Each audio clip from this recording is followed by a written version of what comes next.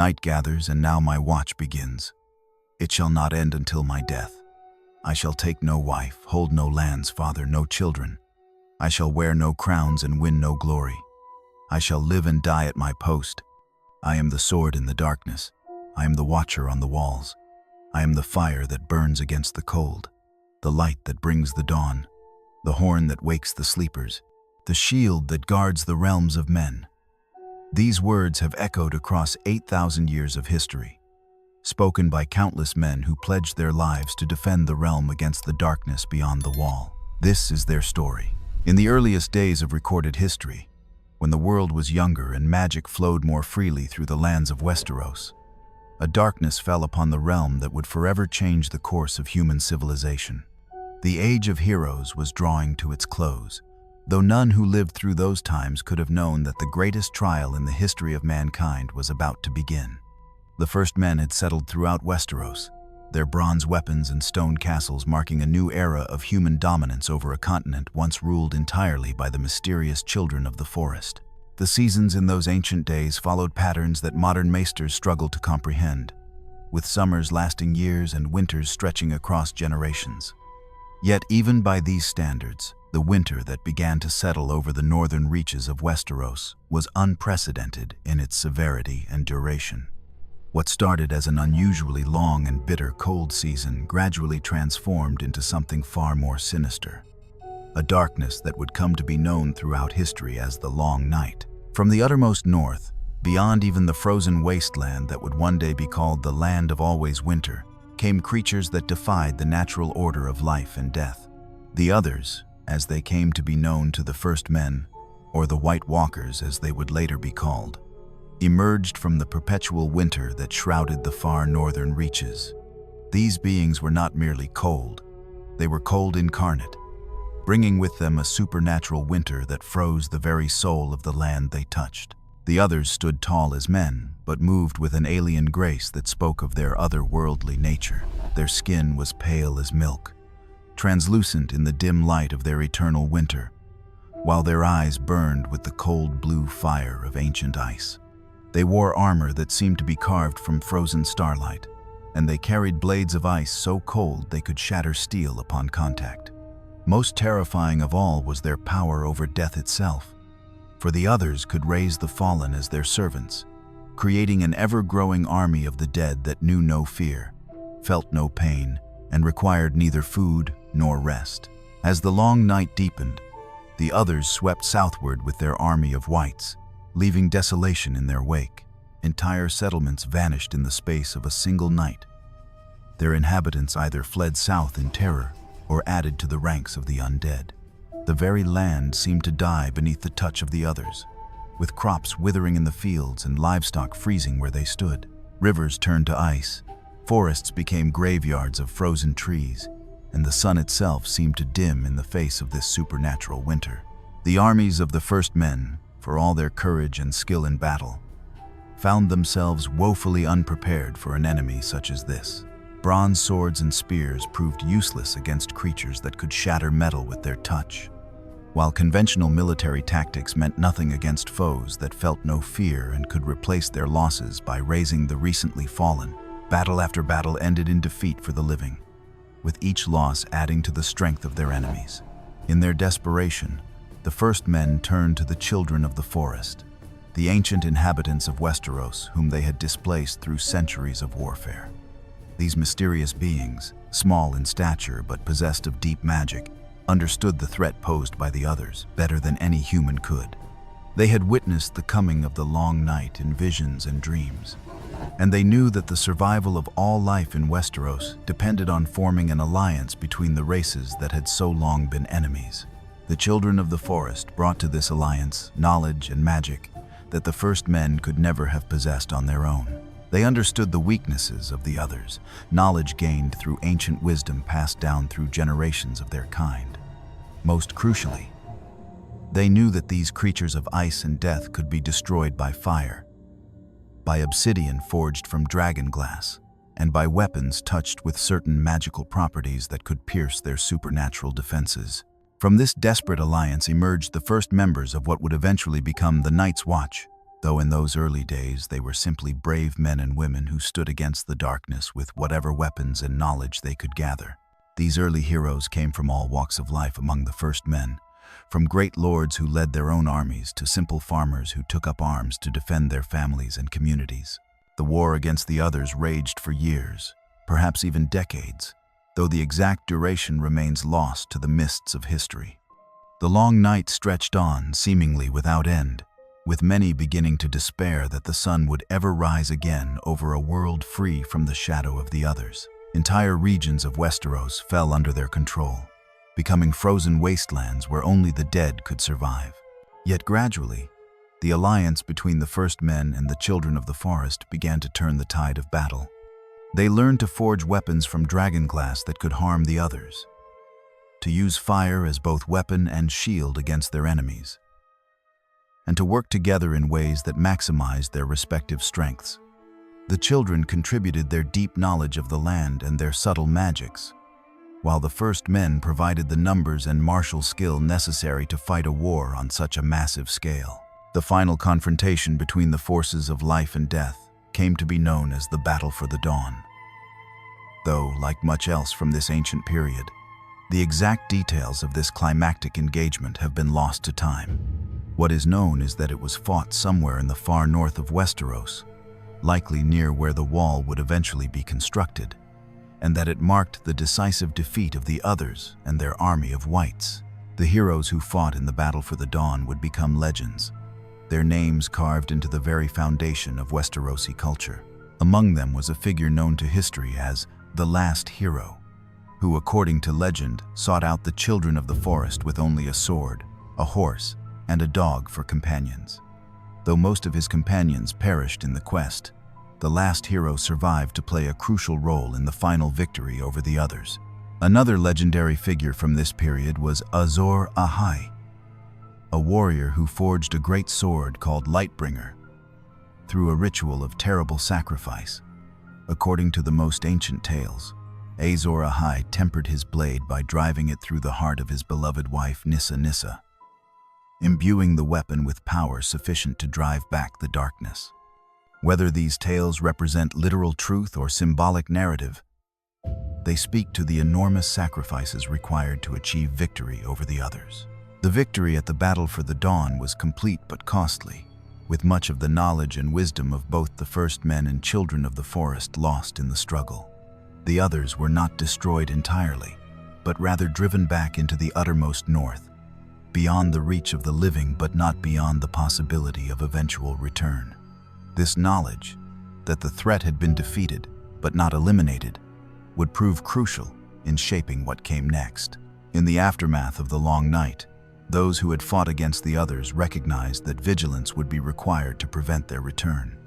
The alliance that had saved the world began to formalize itself into a permanent institution dedicated to watching for signs of the others' return and standing ready to defend the realm should they ever emerge from the frozen north. Again, this was the birth of the Night's Watch, though in those early days it was known by different names and took somewhat different forms than the organization that would endure for 8,000 years.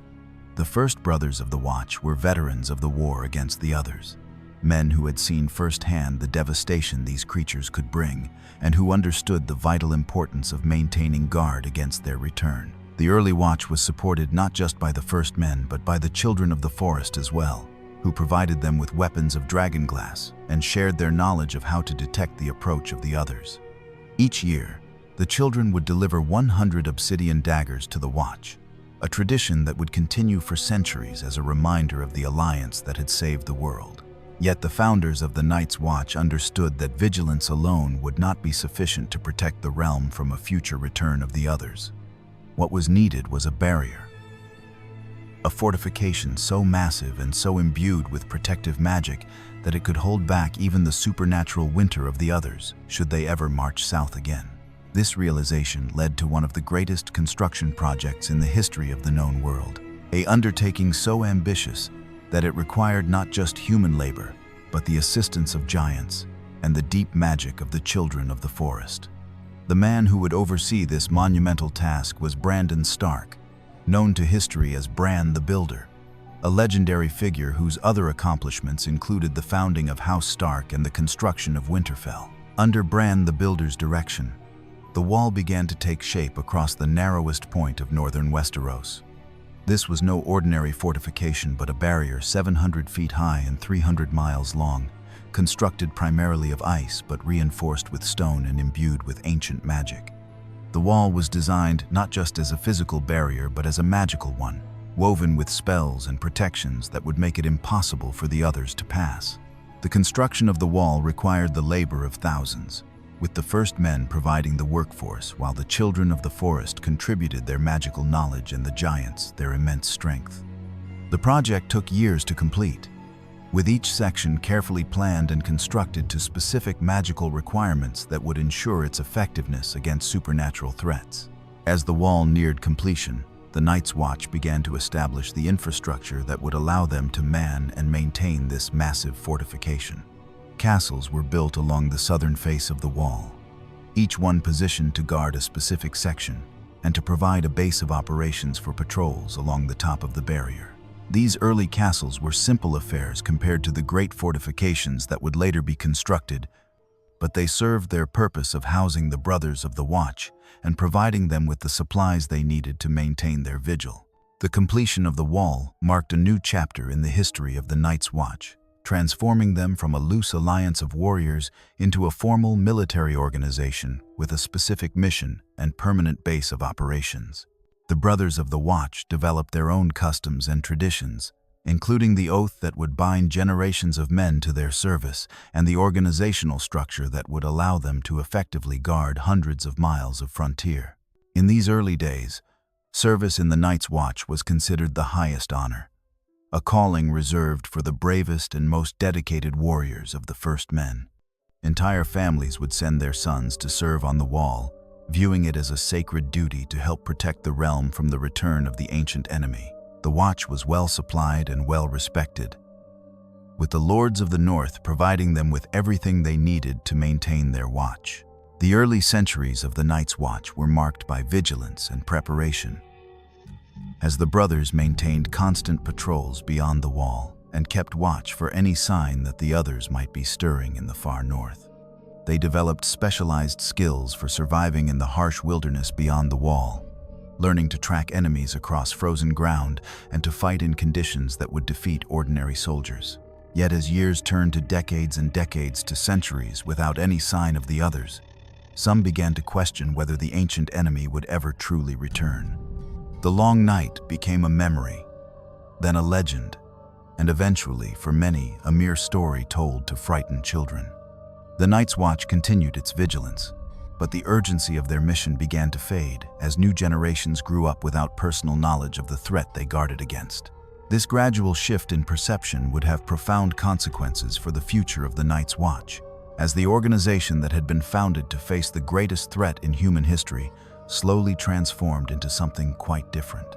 Yet in those early days, as the wall cast its shadow across the northernmost reaches of Westeros and the black-cloaked brothers maintained their eternal watch, the realm rested secure in the knowledge that the darkness had been held at bay, and that brave men stood ready to face whatever might emerge from the frozen wastes beyond.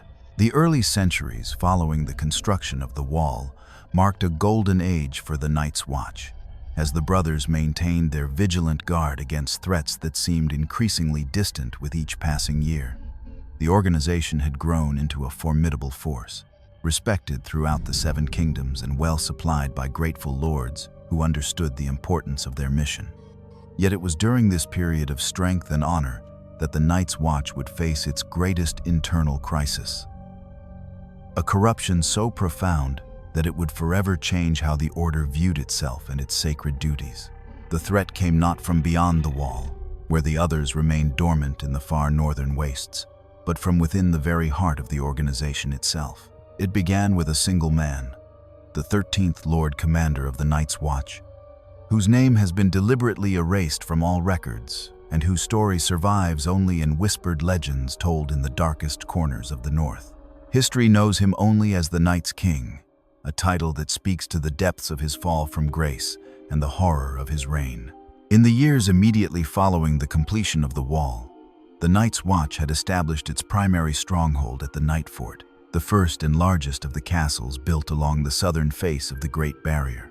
This massive fortress served as both the headquarters of the Order and the residence of the Lord Commander, its towers rising high above the ice to provide commanding views of both the lands beyond the wall and the territories of the north stretching away to the south. The man who would become the Night's King had served the Watch with distinction in his early years, rising through the ranks based on merit and demonstrating the qualities that the Order valued most highly. He was known as a fearless warrior, one who led from the front in battles against wildling raiders and showed no cowardice when faced with the dangers that lurked beyond the wall. His courage in combat was matched by his skills as a leader, earning him the respect and loyalty of his fellow brothers. When the previous Lord Commander died, the election that followed saw this promising officer chosen to lead the entire Night's Watch. The brothers who cast their votes believed they were selecting a man who embodied the finest traditions of their order, someone who would uphold the sacred oaths and continue the vigilant watch that had protected the realm since the end of the long night. In the early years of his command, their faith seemed justified as the new Lord Commander fulfilled his duties with honor and dedication. The transformation that would earn him the cursed title of Night's King began during one of his regular patrols beyond the wall. The exact circumstances of that fateful encounter have been lost to time, with only fragments of the story surviving in the oral traditions of the North. What is known is that during this patrol, the Lord Commander encountered a woman whose appearance was unlike anything seen among the living peoples of Westeros. This mysterious woman possessed skin as pale as fresh snow and eyes that burned with the cold blue fire of winter stars. Her beauty was said to be otherworldly, possessing a quality that transcended mere physical attraction and spoke to something deeper and more primal in those who looked upon her. Some accounts suggest that she appeared to the Lord Commander in a moment of great danger, perhaps saving his life through supernatural intervention, while others claim that he discovered her during his explorations of the haunted forests that stretched endlessly beyond the wall. The encounter between the Lord Commander and this pale woman marked the beginning of an obsession that would consume his thoughts and ultimately corrupt his soul. He found himself unable to forget her ethereal beauty or the strange power that seemed to emanate from her very presence. Night after night, he would stand upon the walls of the Night Fort, gazing northward into the wilderness and dreaming of seeing her again. His duties as Lord Commander began to suffer as his mind turned increasingly to thoughts of the mysterious woman who had captured his heart. Driven by desires he could not control or understand, the Lord Commander began leading more frequent patrols beyond the wall, ostensibly to guard against wildling incursions, but in reality, searching for another glimpse of the woman who haunted his dreams. His fellow brothers noticed the change in their commander, observing how he had become distant and distracted, spending long hours alone and speaking little of his thoughts or plans. The reunion between the Lord Commander and the pale woman occurred during one of these obsessive searches, though the exact location and circumstances remain shrouded in mystery. What is clear from the surviving accounts is that their second meeting led to a relationship that defied all natural law and sacred oath. The woman, whose true nature was beginning to become apparent to those with the wisdom to see, welcomed the Lord Commander's advances and drew him deeper into her supernatural web. The union between the Lord Commander and this otherworldly being was consummated in unholy rites that bound them together in ways that transcended mere mortal love. According to the most ancient sources, it was during this ceremony that the Lord Commander gave more than his body to his pale bride. He surrendered his very soul, trading away his humanity for a promise of power and eternal union with the creature he had come to worship above all else. The true nature of the pale woman was becoming increasingly clear to those who possessed knowledge of the ancient threats that lurked beyond the wall. Her appearance, her supernatural beauty, and the cold power that surrounded her all pointed to a terrible truth. She was one of the others, the ancient enemies that the Night's Watch had been founded to guard against. Whether she was acting on the direct orders of her kind or pursuing her own mysterious agenda, her seduction of the Lord Commander represented a catastrophic breach in the defenses that protected the realm from the darkness of the far north. The corrupted Lord Commander returned to the Night Fort with his otherworldly bride, though he made no attempt to hide her presence or explain her origins to his increasingly concerned brothers. Instead, he proclaimed himself king of the Night's Watch and declared the Pale Woman to be his queen. Abandoning the sacred traditions and democratic principles that had governed the order since its founding, the man who had once embodied the finest qualities of the Watch had become something else entirely, a puppet of the ancient enemy he had sworn to guard against. The reign of the Night's King, as he had now become known, marked one of the darkest periods in the history of the Night's Watch.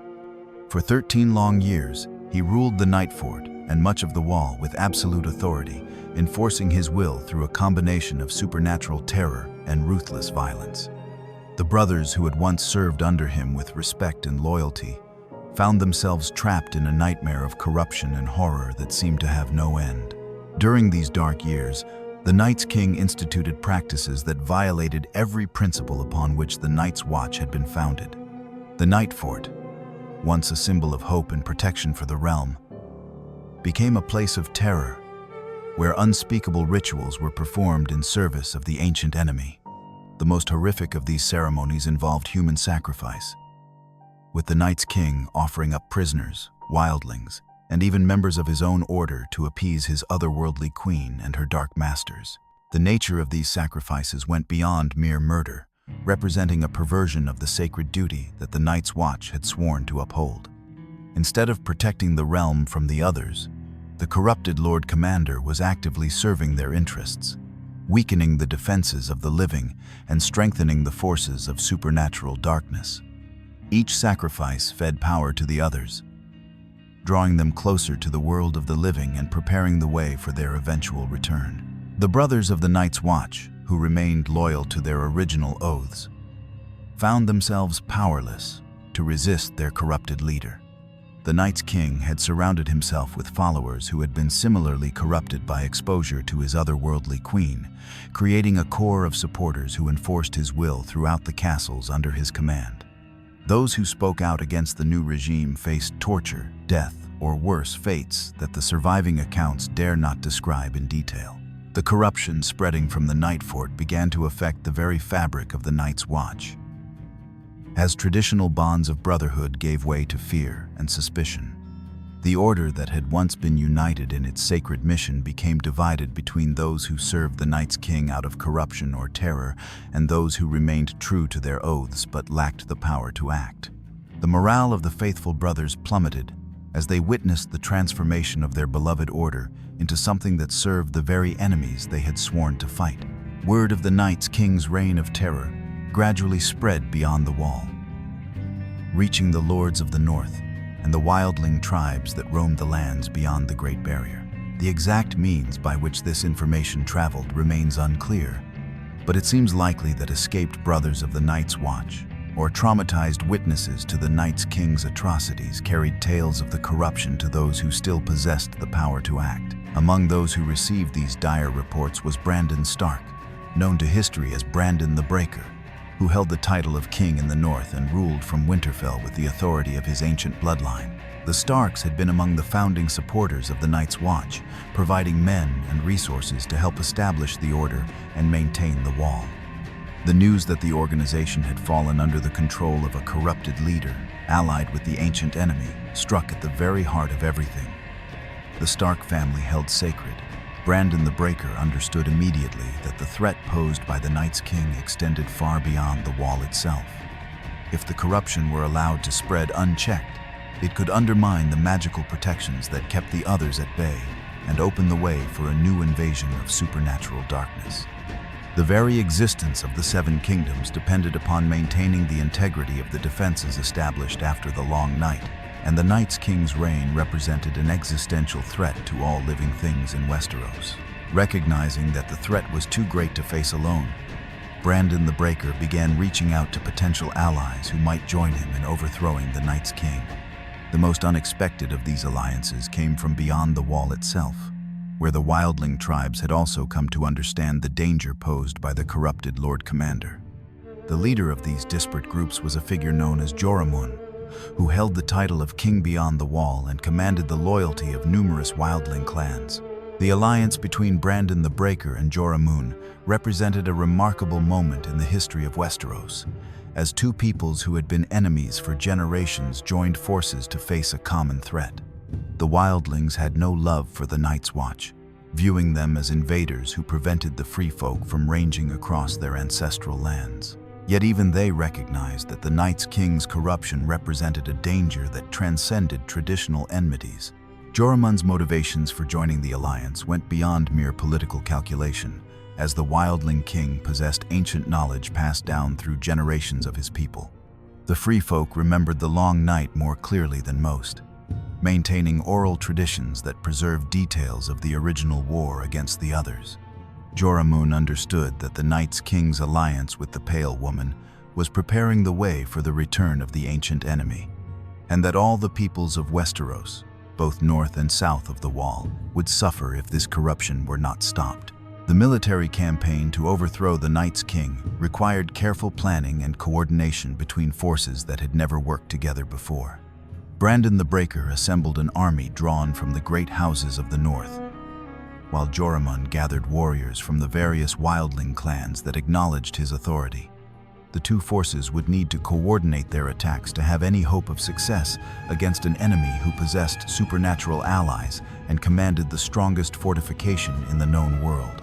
The assault on the Night Fort was launched simultaneously from both sides of the wall, with Brandon's forces attacking from the south while Jorah Mormont's wildlings struck from the north. This coordinated strategy prevented the Night's King from concentrating his defenses against a single threat, and forced him to divide his corrupted forces between multiple fronts. The battle that followed was fierce and bloody, with the fate of the realm hanging in the balance as heroes and villains clashed along the ancient stones of the great fortress. The fighting was complicated by the supernatural powers that the Night's King had gained through his unholy alliance with the others. His otherworldly queen fought alongside him, wielding ice magic that could freeze the blood in a warrior's veins and summoning unnatural cold that sapped the strength from even the bravest fighters. The corruption that had spread through the ranks of the Night's Watch also manifested in disturbing ways, as some of the fallen brothers had been transformed into something no longer entirely human. Despite these supernatural challenges, the combined forces of Brandon the Breaker and Jorah Mormont gradually gained the upper hand through superior numbers and the righteous fury of their cause. The loyal brothers of the Night's Watch, who had remained hidden during the Night's King's reign, emerged to join the battle, their intimate knowledge of the Night Fort's layout proving crucial in the final assault. Room by room and tower by tower, the Allied forces fought their way through the corrupted fortress until they finally cornered the Night's King and his Pale Queen in the highest chambers of their dark citadel. The final confrontation between the Night's King and his enemies has been described in numerous versions, each more dramatic than the last, though the essential facts remain consistent across all accounts. Faced with certain defeat and the collapse of his reign of terror, the Night's King fought with desperate fury, wielding dark powers that spoke to the depth of his corruption. His otherworldly queen stood beside him to the end, her supernatural beauty marred by the cold hatred that burned in her star-bright eyes. The death of the Night's King marked the end of 13 years of darkness and corruption, though the exact manner of his defeat remains unclear. Some accounts suggest that he was cut down in single combat by Brandon the Breaker himself, while others claim that Jorah Mormont struck the killing blow. The most likely truth is that the corrupted Lord Commander fell before the combined assault of multiple heroes, his supernatural powers finally overwhelmed by the righteous fury of those who fought to restore the Night's Watch to its proper purpose. The aftermath of the Night's King's defeat saw a systematic effort to purge all traces of his corruption from the Night's Watch and its strongholds. The Pale Queen had vanished during the final battle, either destroyed alongside her dark consort or escaped to the far northern wastes from whence she came. The brothers who had been corrupted by exposure to her influence were either executed as traitors or, in cases where their corruption seemed less complete, subjected to intensive purification rituals designed to cleanse their souls of otherworldly taint. The most dramatic consequence of the Night's King's defeat was the complete erasure of his identity from all official records of the Night's Watch. Every document that mentioned his true name was destroyed. Every carving that depicted his likeness was defaced, and every brother who remembered him was sworn to silence about his identity. This systematic destruction of information was designed to ensure that future generations would never be tempted to follow in his footsteps or seek to emulate his example of corruption. The Night's King's very name was declared forbidden, with speaking it aloud becoming a crime punishable by death within the ranks of the Night's Watch. This taboo extended beyond mere superstition, as the brothers who survived his reign believed that uttering his name might somehow summon his spirit back from whatever dark realm claimed his soul. The title Night's King itself became a curse word, used only in the direst warnings about the dangers of corruption and the price of betraying one's sacred oaths. The lessons learned from the Night's King's reign led to significant changes in how the Night's Watch governed itself and maintained its vigilance against internal threats. The Lords of the North, led by Brandon the Breaker, instituted new policies designed to prevent any future Lord Commander from accumulating the kind of absolute power that had enabled the Night's King's corruption. Chief among these reforms was the prohibition against the Night's Watch, constructing walls around their castles on the southern side, ensuring that the strongholds of the Order would always remain accessible to intervention from the Lords of Westeros. This architectural requirement served both practical and symbolic purposes, reminding future generations of the Night's Watch that their loyalty belonged to the realm as a whole rather than to any individual leader. The open southern faces of the castles along the wall became a permanent reminder of the price of corruption and the importance of maintaining connections with the wider world beyond the Order's internal hierarchy. The story of the Night's King also reinforced the importance of the Night's Watch's traditional democratic principles, particularly the election of Lord Commanders by the Brotherhood as a whole, rather than by hereditary succession or appointment from external authorities. The brothers who rebuilt the Order after the Night's King's defeat understood that concentrating too much power in the hands of any single individual created the potential for corruption, no matter how honorable that person might initially appear. The alliance between Brandon the Breaker and Jorah Mormont had consequences that extended far beyond the immediate crisis of the Night's King's reign. The cooperation between the forces of the North and the Wildling clans demonstrated that the traditional enmities between different peoples could be set aside when faced with existential threats. This precedent would be remembered in later generations, though it would take many centuries before such cooperation would be attempted again. The defeat of the Night's King also served to reinforce the fundamental mission of the Night's Watch and remind all who served in its ranks of the true nature of the enemy they guarded against. The corruption of their 13th Lord Commander demonstrated that the others remained a present danger, capable of striking at the heart of the realm's defenses through subtlety and deception rather than open warfare. This knowledge would influence the organization's policies and training for generations to come. In the immediate aftermath of the crisis, the Night's Watch underwent a period of intensive reconstruction and renewal. New leadership was elected to replace those who had been corrupted or killed during the Night's King's reign, while the surviving brothers worked to restore the traditions and practices that had been perverted during the 13 years of darkness. The Night Fort itself was thoroughly cleansed and reconsecrated, though it would never entirely escape the shadow of the horrors that had been committed within its walls. The corruption of the Night's King served as a permanent reminder to future generations of the Night's Watch that their greatest enemy might not always come from beyond the wall. The threat of internal corruption, of brothers who might be tempted to betray their oaths for promises of power or supernatural reward, became an ever-present concern that influenced how the Order trained its members and maintained its vigilance. The oath that bound all brothers to their service took on new meaning in light of the Night's King's betrayal, with each man who spoke those ancient words, understanding that he was swearing not just to defend the realm from external enemies, but to resist the corruption that might arise within his own heart. The legacy of the Night's King would echo through the centuries that followed, serving as both warning and inspiration to the countless men who would take the black and stand watch upon the wall. His story became the ultimate cautionary tale about the price of betraying one's sacred duties, while the heroism of those who overthrew him demonstrated that even the darkest corruption could be overcome by courage, loyalty, and the willingness to sacrifice everything for the greater good. In this way, the greatest crisis in the early history of the Night's Watch became also one of its greatest triumphs, proving that the order could survive even the betrayal of its own leadership and emerge stronger in its commitment to protecting the realm from all threats, whether they came from the frozen wastes beyond the wall or from the darkness that could lurk within the human heart itself. The defeat of the Night's King marked the beginning of a new era for the Night's Watch, one defined by renewed purpose and careful vigilance against the corrupting influences that had nearly destroyed the order from within. The surviving brothers, having witnessed firsthand the devastating consequences of betraying their sacred oaths, rebuilt their organization with a deeper understanding of both the external threats they faced and the internal weaknesses that could be exploited by their ancient enemies. This period of reconstruction would establish many of the traditions and safeguards that would define the Night's Watch for millennia to come.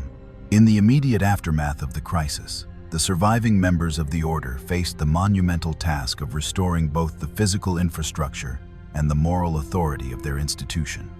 The Night Fort, once the proud headquarters of the Night's Watch, bore the scars of 13 years of corruption and dark rituals.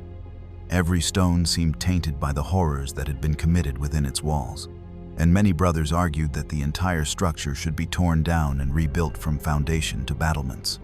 However, practical considerations ultimately prevailed, as the enormous cost and effort required to reconstruct such a massive fortress would have left the wall dangerously undermanned for years. Instead, the brothers undertook an extensive purification of the Night Fort, employing both practical and ritual methods to cleanse the stronghold of its dark associations. Septons from the Faith of the Seven worked alongside followers of the old gods to perform ceremonies of consecration, while the brothers themselves labored to remove or destroy every artifact and decoration that bore any connection to the Night's King's reign. The Great Hall, where the corrupted Lord Commander had held court, was stripped bare and rebuilt, while the chambers where the most horrific rituals had taken place were sealed with stone and iron, never to be opened again. The election of a new Lord Commander proved to be a contentious process, as the brothers struggled to find a candidate who could restore confidence in their leadership while avoiding the mistakes that had enabled the Night's King's rise to power. The eventual choice fell upon a veteran ranger named Matthias Redfort, a man whose family had served the Night's Watch for generations and whose personal integrity was beyond question. Redfort's first act as Lord Commander was to institute a series of reforms designed to prevent any future concentration of power that might enable another corruption of the Order's mission. Under Redfort's leadership, the Night's Watch began to develop the elaborate system of checks and balances that would characterize its governance for centuries to come. The Lord Commander's authority, while still substantial, was circumscribed by new traditions that required consultation with senior officers before making major decisions. The three orders of the Watch, Rangers, Builders, and Stewards, were formally codified during this period, with each order electing its own leadership and maintaining some degree of autonomy within the overall structure of the organization. The rebuilding of the Night's Watch coincided with a period of significant change throughout Westeros, as the continent experienced waves of migration and cultural transformation that would reshape its political landscape. The First Men, who had been the dominant population since the end of the Long Night, found themselves challenged by new arrivals from across the Narrow Sea. The Andals, bearing iron weapons and worshipping the Seven, began landing on the eastern shores of Westeros in increasing numbers, bringing with them technologies and beliefs that would forever alter the character of the continent.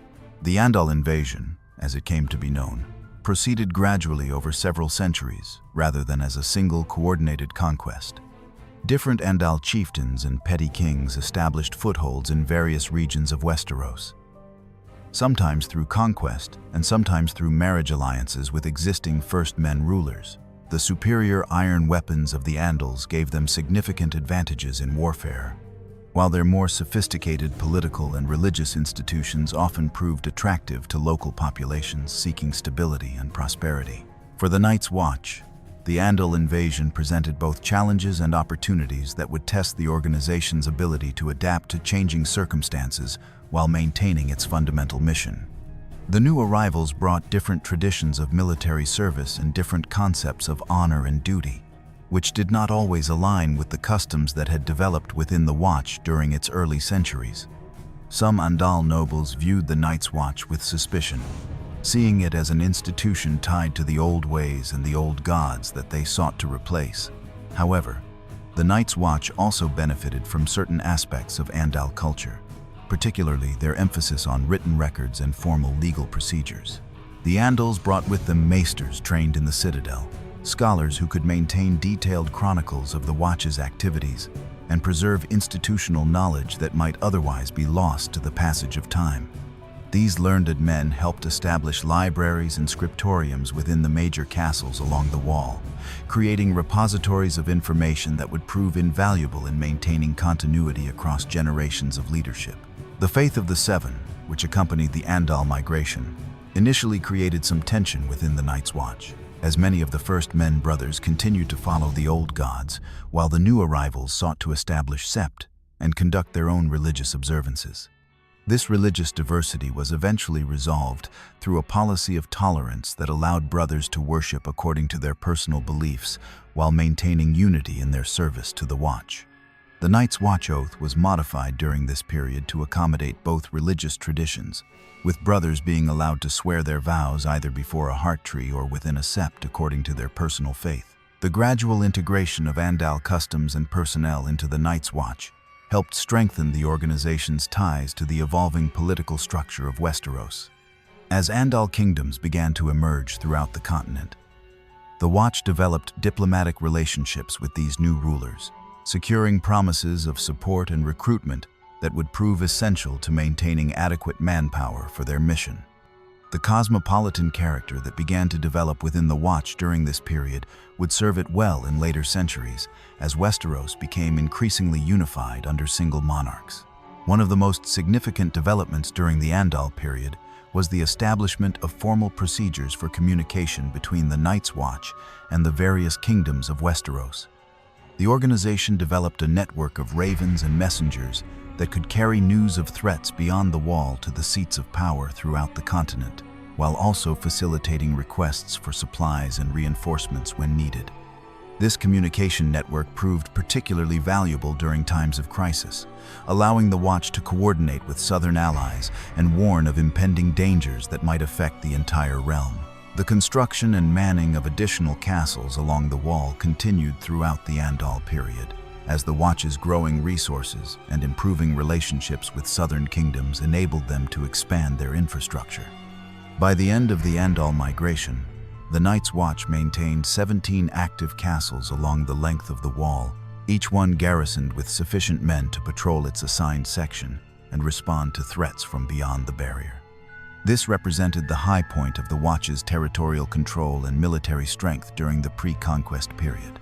The Rangers of the Night's Watch developed increasingly sophisticated techniques for patrolling the vast wilderness beyond the wall during these centuries, learning to read the subtle signs that might indicate wildling movement or other threats emerging from the far north.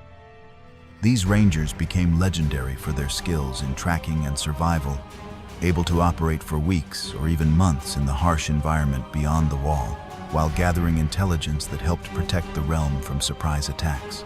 Their knowledge of the terrain and climate beyond the wall became one of the Watch's most valuable assets. The relationship between the Night's Watch and the wildling tribes beyond the wall evolved significantly during the Andal period, as both sides adapted to changing circumstances and developed new strategies for dealing with their ancient antagonisms. The wildlings, faced with the organized resistance of the Watch and the gradual improvement of the wall's defenses, began to modify their traditional raiding patterns and develop new approaches to the challenges of survival in the harsh northern environment.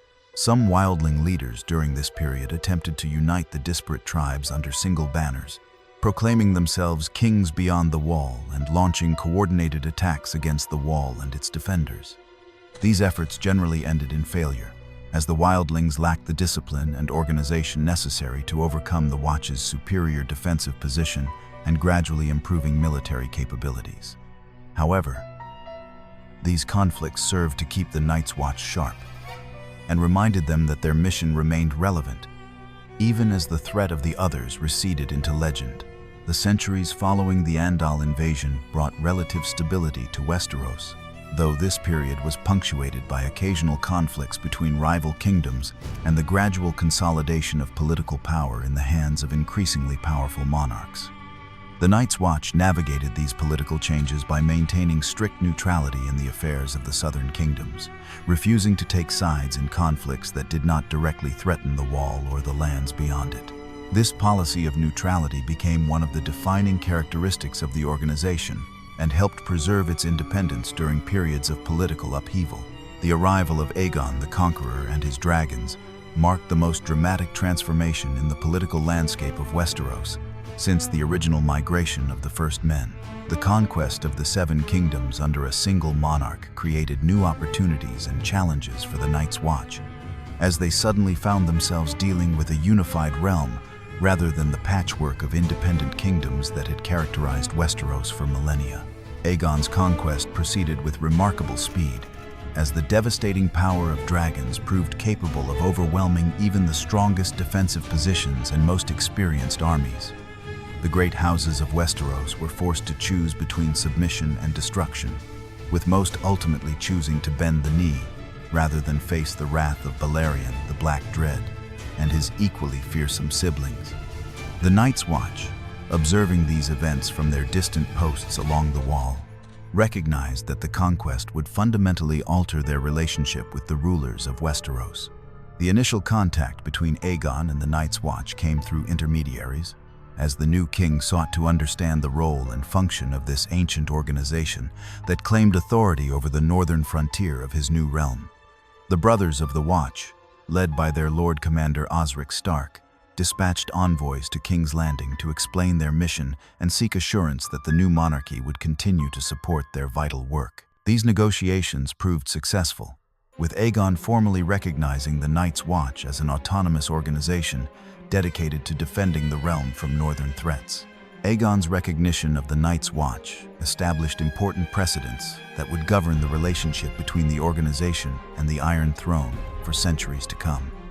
The king acknowledged the Watch's traditional right to elect its own Lord Commander and govern its internal affairs without interference from royal authorities, while also confirming the organization's exemption from the feudal obligations that bound other institutions throughout Westeros.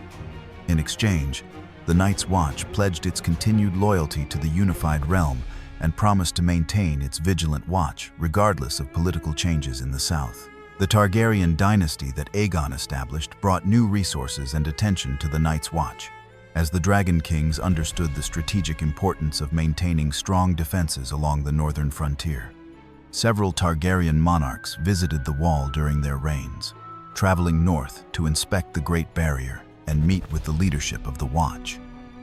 These royal visits served both ceremonial and practical purposes, demonstrating the Crown's continued support for the organization, while also allowing the kings to assess the effectiveness of the realm's northern defenses. The reign of King Jaehaerys I Targaryen marked a particularly significant period in the history of the Night's Watch, as this long-ruling monarch took a personal interest in improving the organization's capabilities and infrastructure. Jaehaerys provided substantial financial support for maintenance and expansion of the Wall's defenses, while also facilitating improved communication between the Watch and the various lords of the realm. His reign saw the completion of several major construction projects along the Wall, including the expansion of existing castles and the improvement of the road networks that connected the Watch's strongholds. However, the Targaryen period also witnessed the beginning of a gradual decline in the perceived importance of the Night's Watch's mission, as the growing prosperity and security of the unified realm made the threats beyond the Wall seem increasingly distant and irrelevant. The dragons of House Targaryen provided such overwhelming military superiority that many began to question whether any force could pose a serious threat to the realm, leading to a reduction in the voluntary recruitment that had traditionally filled the Watch's ranks with idealistic young men seeking honor and adventure. The faith of the Seven, which had become the dominant religion throughout most of Westeros, began to view the Night's Watch with some ambivalence during the Targaryen period. While the organization's mission of protecting the realm was certainly compatible with the faith's teachings about duty and service, the Watch's continued adherence to certain traditions of the old gods created occasional theological tensions.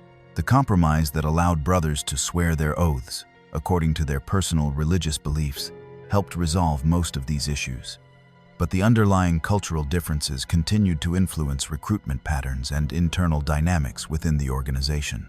The construction of the Great Sept at Baelor proved particularly significant for the Night's Watch, as it established King's Landing as the religious center of the Faith of the Seven and created new opportunities for the organization to recruit from among the devout throughout the realm. The High Septons who governed the faith generally supported the Night's Watch's mission, viewing it as a form of holy service that aligned with the faith's emphasis on protecting the innocent and maintaining order. This religious endorsement helped legitimize the organization in the eyes of the faithful and provided an additional source of recruits during periods when secular motivations for service were insufficient. The gradual replacement of the old castle of Dragonstone with the massive fortress that would bear the same name reflected the Targaryens' commitment to creating permanent symbols of their power and authority throughout Westeros. Similar investments in infrastructure projects throughout the realm had positive effects for the Night's Watch, as improved roads and communication networks made it easier to transport supplies to the Wall and coordinate with allies in the south. The overall prosperity of the Targaryen period provided the economic foundation necessary to support the Watch's operations, even as direct royal patronage fluctuated with the interests and priorities of individual monarchs.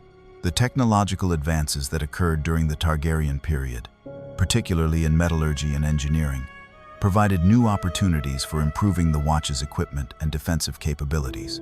The superior steel produced in the great forges of King's Landing and other major cities was made available to the Night's Watch, allowing them to outfit their rangers with weapons and armor of unprecedented quality. Similarly, advances in siege engineering and defensive architecture were applied to strengthening the castles along the Wall and improving their ability to withstand attacks from either side of the Great Barrier.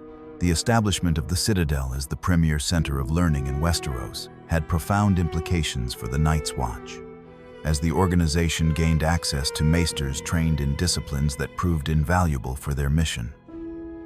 These learned men brought knowledge of engineering, astronomy, mathematics, and natural philosophy that helped the Watch develop new techniques for maintaining the Wall and predicting weather patterns that might affect their operations. The maesters also established libraries and record-keeping systems that preserved institutional knowledge and enabled the Watch to learn from the experiences of previous generations. The cultural flowering that characterized much of the Targaryen period saw the emergence of new forms of artistic expression and intellectual inquiry that influenced even remote institutions like the Night's Watch. The brothers began to develop more sophisticated approaches to training and education, incorporating lessons from the great military academies of the South, while maintaining their own unique traditions and requirements. The songs and stories that celebrated the deeds of great heroes provided inspiration for young men considering service with the Watch, while also helping to maintain public awareness of the organization's important mission. The gradual decline of the Targaryen dynasty during its final centuries brought new challenges for the Night's Watch, as civil wars and political instability reduced the support and attention that the organization had previously enjoyed. The Dance of the Dragons and other internal conflicts demonstrated that even the most powerful dynasties could be brought low by internal divisions and poor leadership, lessons that reinforced the Watch's commitment to political neutrality and democratic governance. The organization's ability to maintain its mission and integrity, despite the turmoil in the South, proved that the reforms instituted after the Night's King's defeat had created a resilient institution capable of surviving even the most difficult circumstances. The final collapse of House Targaryen at the Battle of the Trident marked the end of an era for both Westeros and the Night's Watch, as the realm entered a period of uncertainty and transition that would test all of its institutions. Robert Baratheon's rebellion had been motivated by personal grievances and political ambitions, rather than any grand vision for reforming the realm, leaving many questions unanswered about how the new order would govern and what priorities it would pursue. For the Night's Watch, this transition represented both an opportunity to rebuild relationships with new leaders and a challenge to maintain their mission during a period when attention and resources would necessarily be focused on more immediate political concerns. The centuries of service under various dynasties and through multiple political transformations had shaped the Night's Watch into a uniquely adaptable institution, capable of maintaining its essential mission while adjusting to changing circumstances beyond its control.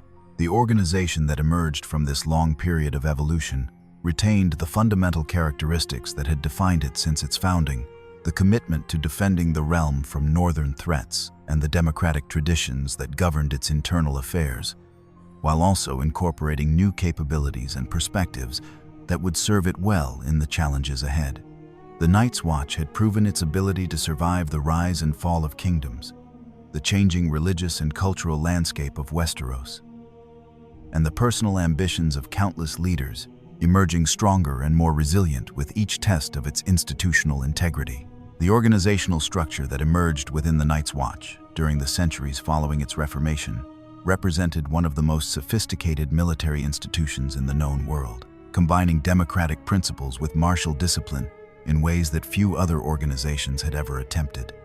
The three-order system that became the foundation of the Watch's operations developed gradually through practical necessity and careful observation of what worked most effectively in maintaining the massive infrastructure required to defend the wall and patrol the wilderness beyond it.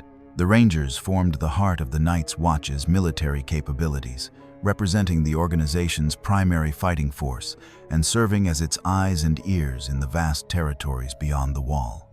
These men underwent the most rigorous training of any brothers in the Watch, developing skills that would allow them to survive and operate effectively in some of the harshest and most dangerous terrain in the known world.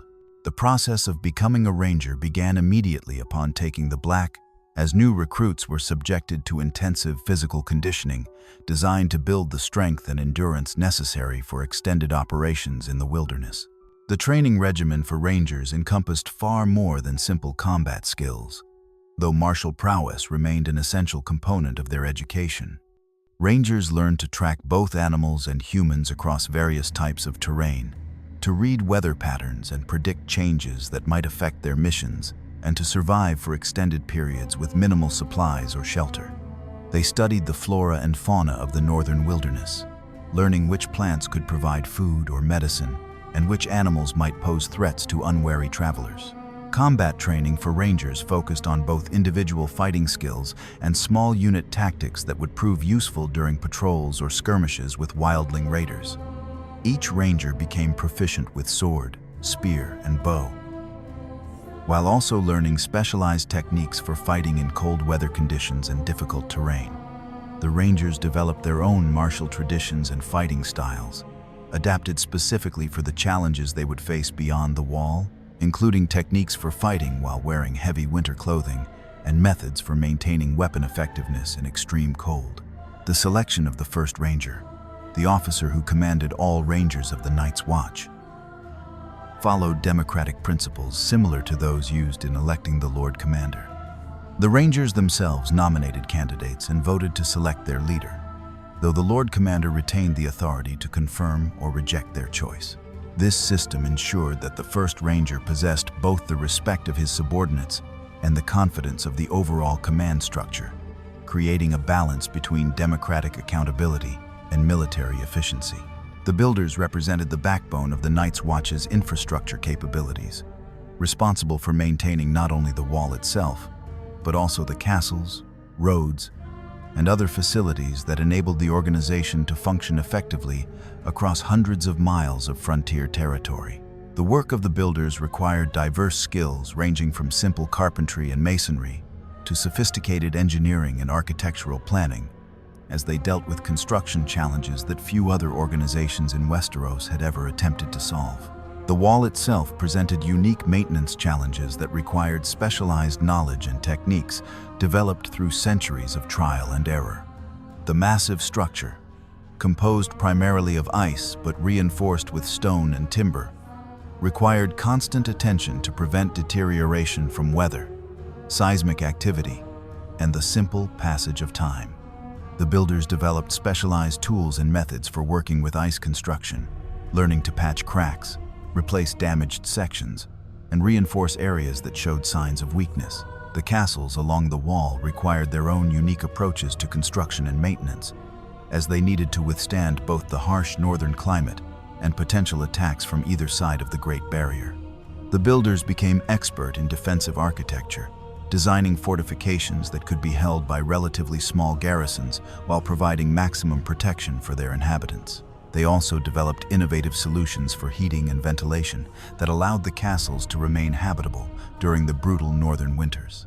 Beyond the major construction projects, the builders handled countless smaller but equally important tasks that kept the Night's Watch functioning effectively. They maintained the weapons and armor used by rangers and stewards, repaired damaged equipment, and created new tools as needed for specific missions or operations. Their workshops became centers of innovation, where practical problems were solved through creative engineering and careful craftsmanship. The first builder, like the first ranger, was selected through a democratic process that allowed the builders themselves to choose their leader while maintaining overall accountability to the Lord Commander. This position required not only technical expertise but also administrative skills, as the first builder was responsible for coordinating major construction projects, managing supplies and materials, and ensuring that maintenance schedules were followed throughout the Watch's extensive infrastructure. The steward served as the administrative and logistical foundation of the Night's Watch, handling the countless practical details that enabled a military organization to function effectively in one of the most remote and challenging environments in Westeros. Their responsibilities encompassed everything from food preparation and clothing maintenance to managing correspondence and maintaining the detailed records that preserved institutional memory across generations of leadership. The procurement and preparation of food for the Night's Watch presented unique challenges that required specialized knowledge and careful planning.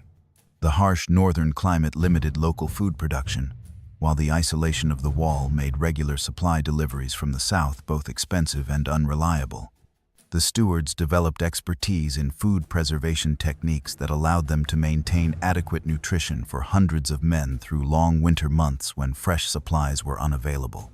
Hunting and foraging provided important supplements to the Watch's food supplies, with stewards learning to identify edible plants and tracking game animals that could provide fresh meat for the brothers. They also managed gardens and small farms near the castles, maximizing food production from the limited arable land available in the harsh northern environment.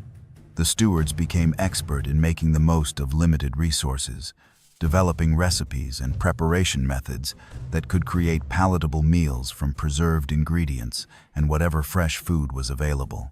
The maintenance of clothing and equipment fell primarily to the stewards, who developed specialized skills in working with the heavy wool and leather garments necessary for survival in the northern climate. They learned to repair and modify clothing to provide maximum protection against cold and wind, while also ensuring that garments remained flexible enough to allow for combat effectiveness. The distinctive black clothing of the Night's Watch required particular attention, as maintaining the symbolic color while preserving the practical functionality of the garments presented ongoing challenges. Communication represented another crucial responsibility of the stewards, who maintained the ravens that carried messages between the various castles of the Watch and with allies throughout Westeros. The care and training of these birds required specialized knowledge, as ravens needed to be conditioned to fly reliably across long distances in harsh weather conditions. The stewards also managed the detailed record-keeping that preserved important information about weather patterns, wildling movements, and other intelligence that might prove valuable for future operations. The position of First Steward, also known as Lord Steward in some periods, carried responsibilities that extended far beyond simple administration. This officer served as the chief logistics coordinator for the entire Night's Watch, ensuring that supplies reached the various castles when needed and that communication flowed effectively throughout the organization. The First Steward also played an important role in managing relationships with suppliers and allies in the south, negotiating contracts and agreements that provided the Watch with necessary resources. The democratic selection of officers within each order created a system of distributed leadership that helped prevent the concentration of power that had enabled the Night's King's corruption centuries earlier. Each order maintained some degree of autonomy within its area of specialization, while still operating under the overall authority of the Lord Commander. This balance between independence and coordination required careful management and regular communication between the various leaders. The integration of maesters into the Night's Watch structure represented a unique adaptation that reflected the organization's need for specialized knowledge and skills that were not readily available among typical recruits. These learned men brought expertise in medicine, astronomy, engineering, and other fields that proved invaluable for an organization operating in challenging conditions far from the centers of civilization. The maesters served all three orders as needed, providing medical care for injured brothers, astronomical observations for navigation and timing, and engineering consultation for construction projects. The oath that bound all brothers of the Night's Watch together transcended the organizational divisions and created a shared identity that united men from vastly different backgrounds and specializations. The words of the oath had evolved somewhat over the centuries, incorporating lessons learned from various crises and adaptations to changing circumstances, but the fundamental commitment remained unchanged from the earliest days of the organization. The ceremony of taking the oath represented one of the most solemn and significant moments in the life of any brother, marking his transition from whatever life he had led before to his new existence as a defender of the realm. The ritual could be performed either in a sept before the seven or in a godswood before a heart tree, accommodating the religious diversity that had become characteristic of the Watch over the centuries. Regardless of the specific religious context, the oath ceremony emphasized the permanent nature of the commitment being made and the sacred duty that the new brother was accepting. The training period that preceded the taking of the oath provided new recruits with the opportunity to learn about the Watch's mission, traditions, and expectations, while also allowing the organization to evaluate their suitability for different roles within the three orders. This period of evaluation was crucial for ensuring that each man was assigned to duties that matched his abilities and temperament, maximizing the effectiveness of the Watch, while also increasing the likelihood that individual brothers would find satisfaction and purpose in their service. Recruitment for the Night's Watch during this period relied on a combination of voluntary enlistment and judicial sentence, with wandering crows traveling throughout Westeros to gather men willing or compelled to take the black. These recruiters, drawn from experienced brothers who could no longer serve effectively in their original capacities due to age or injury, played a crucial role in maintaining the Watch's manpower at levels sufficient to fulfill its mission. The Wandering Crows developed their own techniques and traditions for identifying potential recruits and persuading them to join the Watch. They became skilled at recognizing men who might find purpose and redemption in service on the Wall, while also understanding the legal and political considerations that might make the Watch an attractive alternative to other forms of punishment or exile. The recruiters maintained relationships with magistrates, septons, and other officials throughout the realm who might provide them with suitable candidates. The reputation of the Night's Watch among potential recruits varied considerably depending on social class, regional traditions, and individual circumstances. Noble families with strong traditions of service, particularly those in the north, continued to view the Watch as an honorable calling worthy of their younger sons or bastard children. However, as the immediate threats that had motivated the Watch's founding receded into legend, voluntary recruitment from the nobility became increasingly rare. The majority of recruits during this period came from the lower classes of society, men who saw the Watch as an opportunity for steady food, shelter, and purpose that might not be available in their previous lives.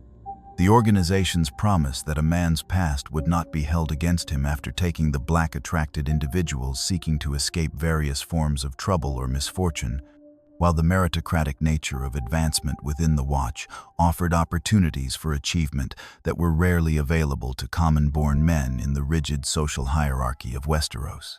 The integration of new recruits into the Brotherhood of the Night's Watch required careful attention to both practical training and cultural assimilation. Men from different regions of Westeros brought with them various customs, dialects, and expectations that needed to be harmonized within the unified culture of the Watch. The organization developed traditions and practices that helped create bonds between brothers from diverse backgrounds, while also maintaining the discipline and cohesion necessary for effective military operations. The daily routine of life at the Wall was structured to reinforce the bonds of brotherhood, while also ensuring that necessary tasks were completed efficiently and effectively. Communal meals, shared duties, and collective training exercises provided opportunities for brothers to develop the personal relationships that would prove crucial during times of crisis or danger. The harsh conditions and isolation of life on the wall created a shared experience that transcended the social divisions that might have separated the same men in other circumstances. The relationship between the Night's Watch and the broader society of Westeros was maintained through various formal and informal connections that ensured the organization remained integrated into the political and economic systems of the realm. The Watch's exemption from feudal obligations and its democratic internal governance made it unique among the institutions of Westeros, but it remained dependent on the support and goodwill of the southern kingdoms for essential supplies and recruits. The network of supporters and allies that the Night's Watch cultivated throughout Westeros included not only great houses and royal officials, but also merchants, septons, maesters, and other individuals who understood the importance of the organization's mission. These relationships required careful cultivation and maintenance, as they provided the Watch with access to resources and information that would otherwise be unavailable in their remote northern strongholds. The traditions and customs that developed within the Night's Watch during this period of organizational maturity reflected both the practical requirements of their mission and the desire to create a distinct institutional culture that would inspire loyalty and dedication among the brothers. The emphasis on equality and merit within the organization stood in sharp contrast to the hereditary hierarchies that dominated most of Westeros, creating an environment where men could be judged by their actions and achievements rather than their birth or family connections. The legends and stories that grew up around the Night's Watch during this period helped maintain public awareness of the organization's importance while also providing inspiration for potential recruits and current brothers alike. Tales of heroic rangers who ventured into the unknown wilderness, skilled builders who accomplished seemingly impossible construction projects, and dedicated stewards who kept their brothers alive through brutal winters became part of the cultural heritage of Westeros, ensuring that the Watch's contributions would not be forgotten even during periods when their mission seemed less urgent. The relationship between the different orders within the Night's Watch evolved into a complex system of mutual dependence and respect that recognized the essential contributions of each group while maintaining overall unity of purpose.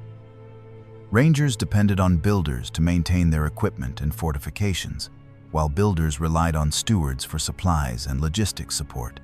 Stewards, in turn, needed the protection provided by rangers and the infrastructure maintained by builders to carry out their own responsibilities effectively.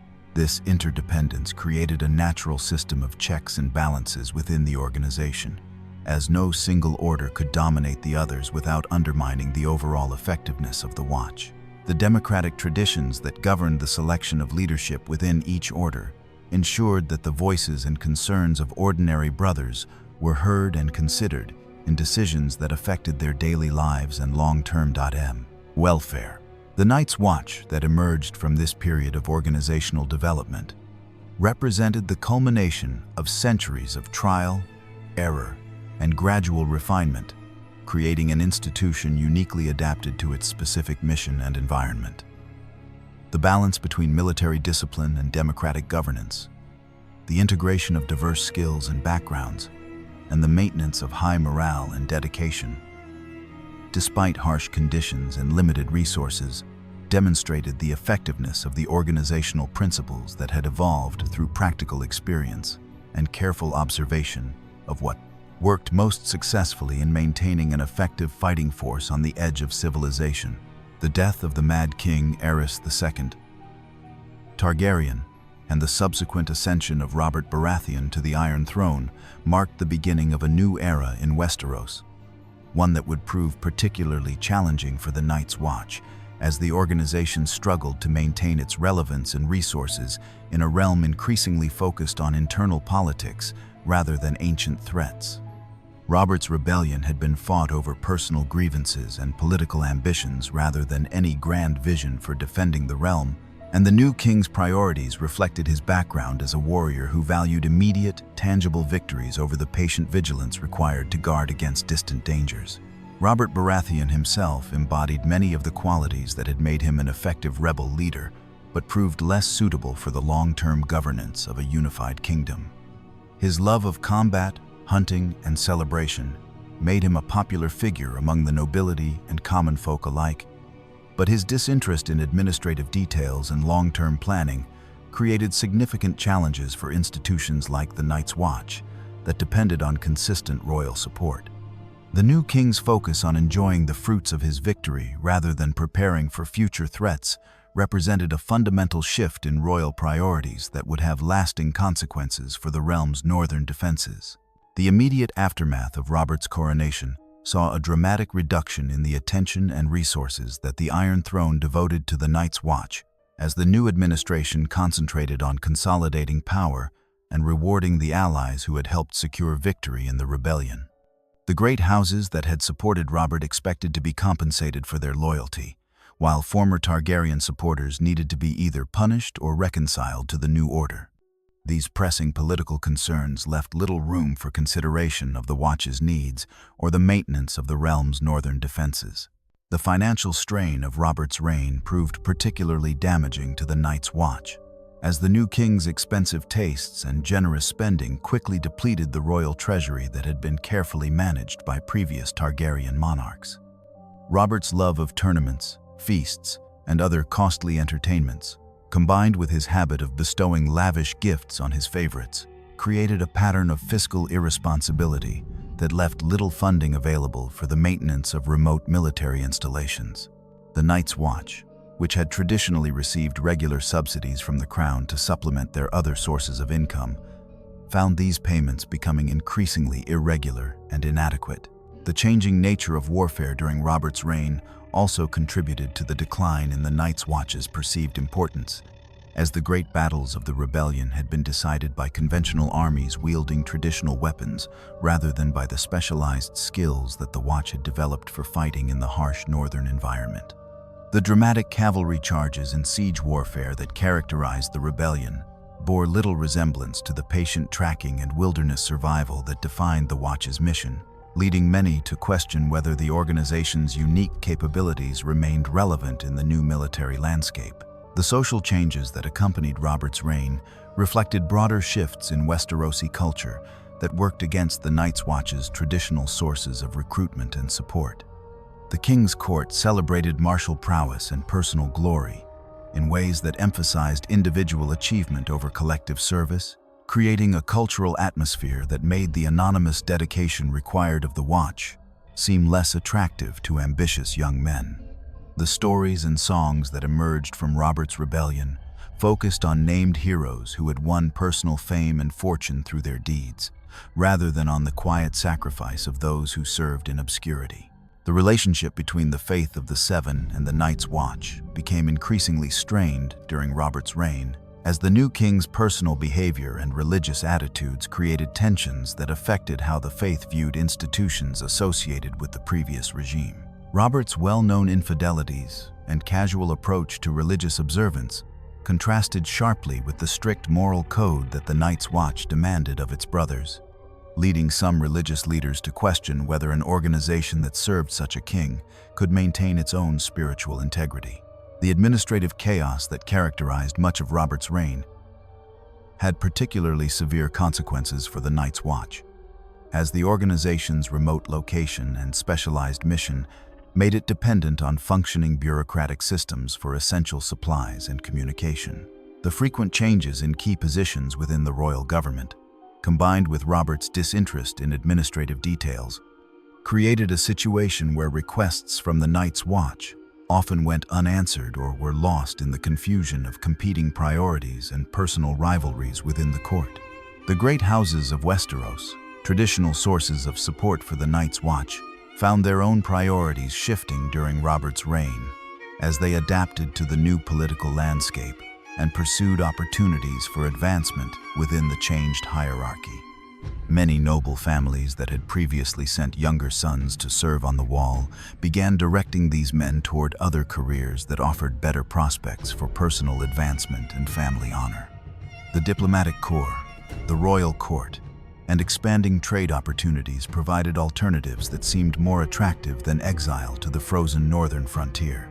The decline in voluntary recruitment from noble houses was particularly damaging to the Night's Watch, because these men had traditionally provided much of the organization's leadership and institutional knowledge. Younger sons of great houses typically arrived at the Wall with educations that included military training, literacy, and understanding of politics and administration that proved invaluable in managing the Watch's complex operations. As this source of educated recruits dwindled, the organization increasingly relied on men whose backgrounds had not prepared them for leadership responsibilities. The changing legal system under Robert's reign also affected the Night's Watch's recruitment patterns, as the new king's approach to justice emphasized punishment and deterrence rather than rehabilitation and redemption. The traditional practice of offering condemned criminals the opportunity to take the black became less common as local magistrates and lords preferred more immediate and visible forms of punishment that would demonstrate their authority and satisfy popular demands for retribution. The Night's Watch found itself competing with other forms of exile and punishment that seemed more appealing to both criminals and the authorities who sentenced them. The economic changes that occurred during Robert's reign created additional challenges for the Night's Watch, as the organization struggled to maintain its operations with reduced resources and support. The king's expensive lifestyle and frequent military expeditions drained the royal treasury, while his policies favored southern merchants and manufacturers over the northern industries that had traditionally supplied the Watch with equipment and provisions. The resulting inflation in the cost of basic necessities made it increasingly difficult for the Watch to stretch its limited budget to cover essential needs. The relationship between the Night's Watch and the northern houses, particularly House Stark, remained relatively strong during Robert's reign due to personal connections and shared traditions that transcended the political changes occurring in the South. Eddard Stark's friendship with Robert helped ensure that the North continued to support the Watch, even when royal attention and resources were lacking. However, the growing isolation of the North from the centers of power in King's Landing meant that this regional support, while valuable, was insufficient to compensate for the loss of broader institutional backing. The deterioration of the physical infrastructure along the Wall became increasingly apparent during Robert's reign, as reduced funding and manpower made it impossible to maintain the massive fortifications at previous standards. The complex system of mechanical lifts, storage facilities, and defensive installations that had been carefully maintained for centuries began showing signs of neglect as essential repairs were deferred due to lack of resources. The great castles that had once housed thousands of brothers now echoed with emptiness as the Watch's dwindling numbers forced the abandonment of increasingly large sections of their traditional strongholds. The impact of reduced recruitment was felt most severely in the specialized roles that required extensive training and experience to perform effectively. The rangers who had once conducted regular patrols throughout the vast wilderness beyond the Wall found their numbers insufficient to maintain adequate surveillance of the territories they were supposed to monitor. The builders struggled to keep up with essential maintenance tasks as their ranks thinned, and their expertise became concentrated in an ever smaller group of aging craftsmen. The stewards faced increasing challenges in managing supplies and communications as they were forced to cover responsibilities that had previously been divided among larger numbers of dedicated personnel. The cultural memory of the Night's Watch's original mission began to fade during Robert's reign as the immediate concerns of political survival and personal advancement overshadowed the ancient threats that the organization had been founded to address. The stories of the Long Night and the others became increasingly relegated to the realm of legend and superstition, dismissed by educated men as primitive folklore that had no relevance to the sophisticated political and military realities of the unified kingdom. This shift in perception made it even more difficult for the Watch to justify its continued existence and secure the support necessary for its operations. The morale problems that developed within the Night's Watch during this period reflected the broader challenges facing an organization that saw its mission increasingly questioned and its resources steadily reduced. Brothers who had joined the Watch expecting to serve in a respected military organization found themselves relegated to what seemed like exile in a forgotten corner of the realm maintaining obsolete fortifications against threats that most people believed no longer existed. The pride and sense of purpose that had traditionally sustained the Watch through difficult periods gave way to a growing sense of futility and abandonment. The leadership challenges that emerged during Robert's reign were compounded by the loss of experienced officers and the difficulty of replacing them with equally qualified candidates. The democratic traditions that governed the election of leaders within the Watch began to show strain as the pool of suitable candidates shrank, and the remaining brothers struggled to maintain the high standards that had traditionally characterized the organization's leadership. The complex balance between the three orders became more difficult to maintain, as each group faced its own unique challenges and constraints. The communication networks that had connected the Night's Watch to the broader political and military establishment of Westeros gradually deteriorated during Robert's reign, as the new administration focused its attention on more immediate concerns. The ravens that had once carried regular correspondence between the Wall and the seats of power throughout the realm flew less frequently, while the network of informants and allies that had provided the Watch with intelligence about political developments and potential threats began to dissolve due to neglect and changing priorities. The relationship between the Night's Watch and the wildling populations beyond the Wall became increasingly problematic during this period, as reduced patrols and surveillance created opportunities for more aggressive raiding and territorial expansion. The wildlings, sensing the weakness in the Watch's defenses, began testing the boundaries more frequently and pushing further south in their traditional raiding patterns. The Night's Watch found itself increasingly reactive rather than proactive in dealing with these threats, responding to incursions after they had already occurred rather than preventing them through effective deterrence. The technological stagnation that characterized the Night's Watch during Robert's reign reflected the broader lack of investment in the organization's capabilities and infrastructure. The specialized equipment and techniques that had been developed over centuries for operating in the harsh northern environment began to deteriorate as knowledge was lost and replacement parts became unavailable. The weaponsmiths and engineers who had maintained the Watch's technological edge either died without training replacements or left for more promising opportunities in the south. The psychological impact of decline on individual brothers created a cycle of deteriorating performance and reduced effectiveness that further undermined the organization's capabilities and reputation. Men who had joined the Watch with high ideals and strong motivation found themselves struggling with depression and disillusionment as they witnessed the steady erosion of everything they had hoped to serve and protect. The bonds of brotherhood that had traditionally sustained the Watch through difficult periods began to weaken as shared hardship gave way to shared despair. The strategic implications of the Night's Watch's decline during Robert's reign extended far beyond the immediate operational challenges facing the organization. The deterioration of the realm's northern defenses created vulnerabilities that could be exploited by various threats, while the loss of institutional knowledge and expertise represented a strategic asset that would be difficult to rebuild if circumstances required a rapid restoration of the Watch's capabilities. The careful balance of forces that had maintained stability in the northern regions for centuries began to shift in ways that would have unpredictable consequences for the future security of the realm. By the end of Robert's reign, the Night's Watch had been transformed from the proud military organization that had guarded the realm for millennia into a shadow of its former self, struggling to maintain even basic operations with a fraction of its traditional resources and manpower.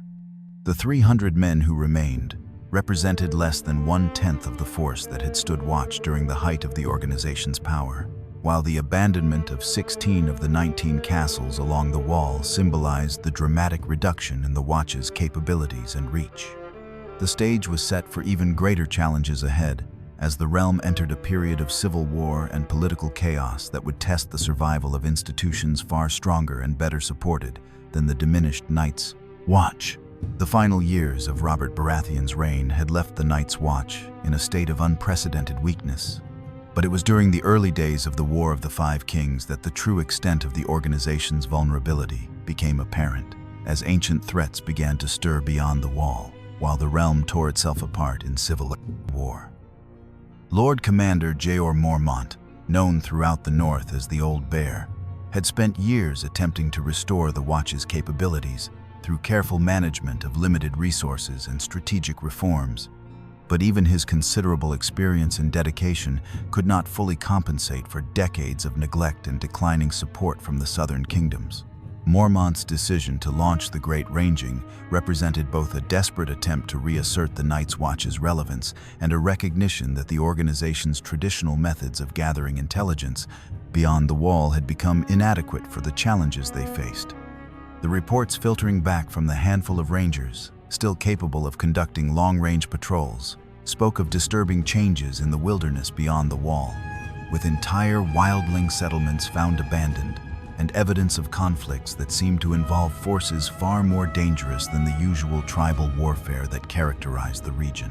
The disappearance of Benjen Stark, first ranger of the Night's Watch, and brother to Lord Eddard Stark of Winterfell, and had sent shockwaves through the already demoralized organization and highlighted the growing dangers that lurked in the vast wilderness beyond their defenses.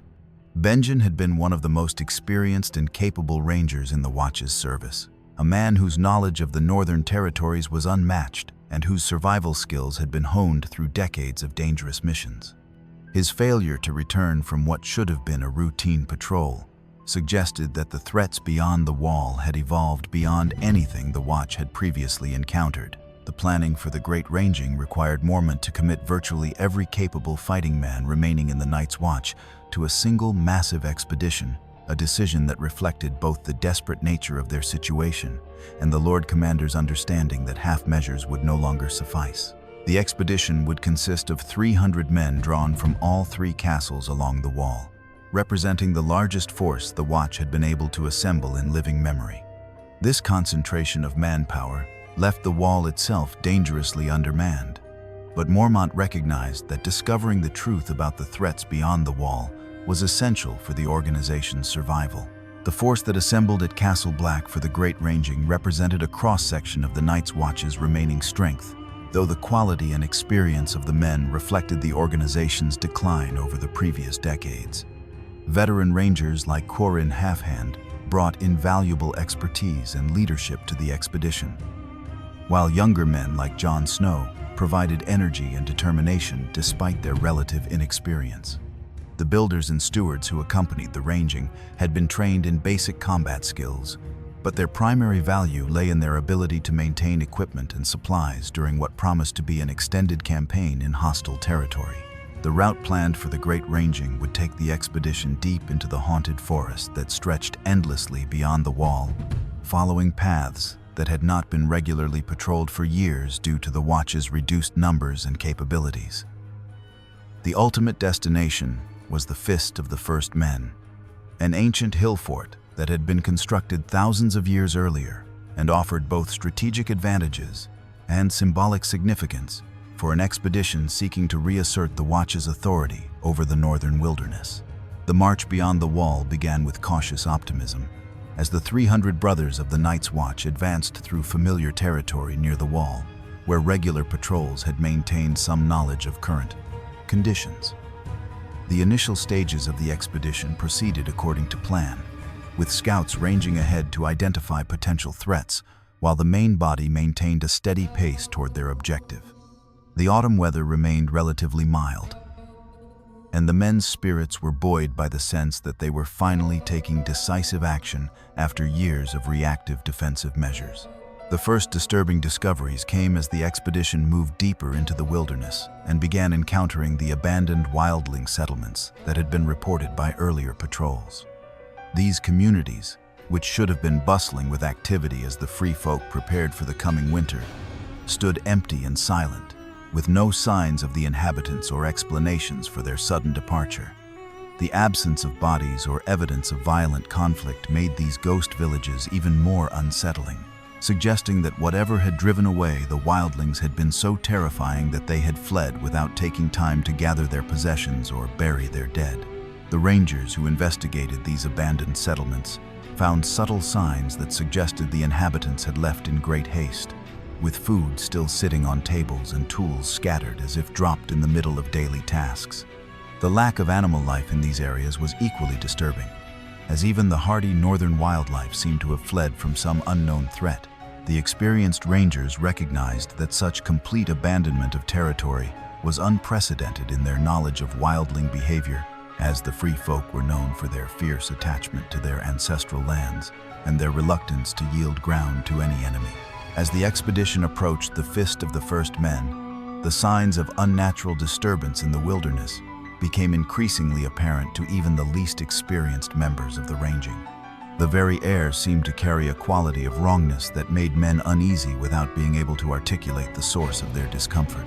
Animals that should have been preparing for winter were nowhere to be seen, while the forests themselves seemed unnaturally quiet, lacking even the sound of wind through the branches or the rustle of small creatures in the underbrush. The Fist of the First Men itself proved to be exactly as described in the ancient maps and chronicles. A steep-sided hill crowned with the ruins of a ring fort that had been old when the Night's Watch was young. The strategic advantages of the position were immediately apparent, as the elevation provided excellent visibility across the surrounding wilderness, while the ancient fortifications, though partially ruined, still offered some protection for a defending force. Mormont's decision to establish the expedition's base camp at this location reflected both practical military considerations and a desire to connect his ranging with the heroic traditions of the Watch's earliest days. The work of establishing a defensible camp at the Fist required the combined efforts of all three orders within the expedition, as rangers provided security while builders reinforced the ancient fortifications and stewards organized the supplies and equipment necessary for an extended stay. The men threw themselves into these tasks with determination born of nervous energy, as the unsettling atmosphere of the wilderness around them made productive activity a welcome distraction from growing anxiety about what they might encounter in this haunted landscape. The initial days at the Fist passed without incident, as Mormont organized scouting parties to explore the surrounding territory and search for signs of the missing wildlings or evidence of the threats that had apparently driven them from their homes. These patrols returned with increasingly disturbing reports of unnatural phenomena that defied rational explanation, including areas where the very ground seemed frozen solid despite the season, and locations where the wildlife appeared to have died suddenly without any apparent cause. The discovery of the wildling artifacts and weapons scattered throughout the wilderness provided the first concrete evidence of the scale of the threat that the expedition faced, as these items showed signs of having been abandoned in desperate flight rather than lost through normal wear or combat. The quality and quantity of the abandoned equipment suggested that entire tribes had fled the region, leaving behind possessions that represented significant wealth by wildling standards. The fact that these pragmatic and resourceful people had chosen to abandon such valuable items spoke to the overwhelming nature of whatever had threatened them. The night attacks began gradually, with sentries reporting strange sounds and movements in the darkness beyond the camp's perimeter that seemed to probe the defenses without launching direct assaults.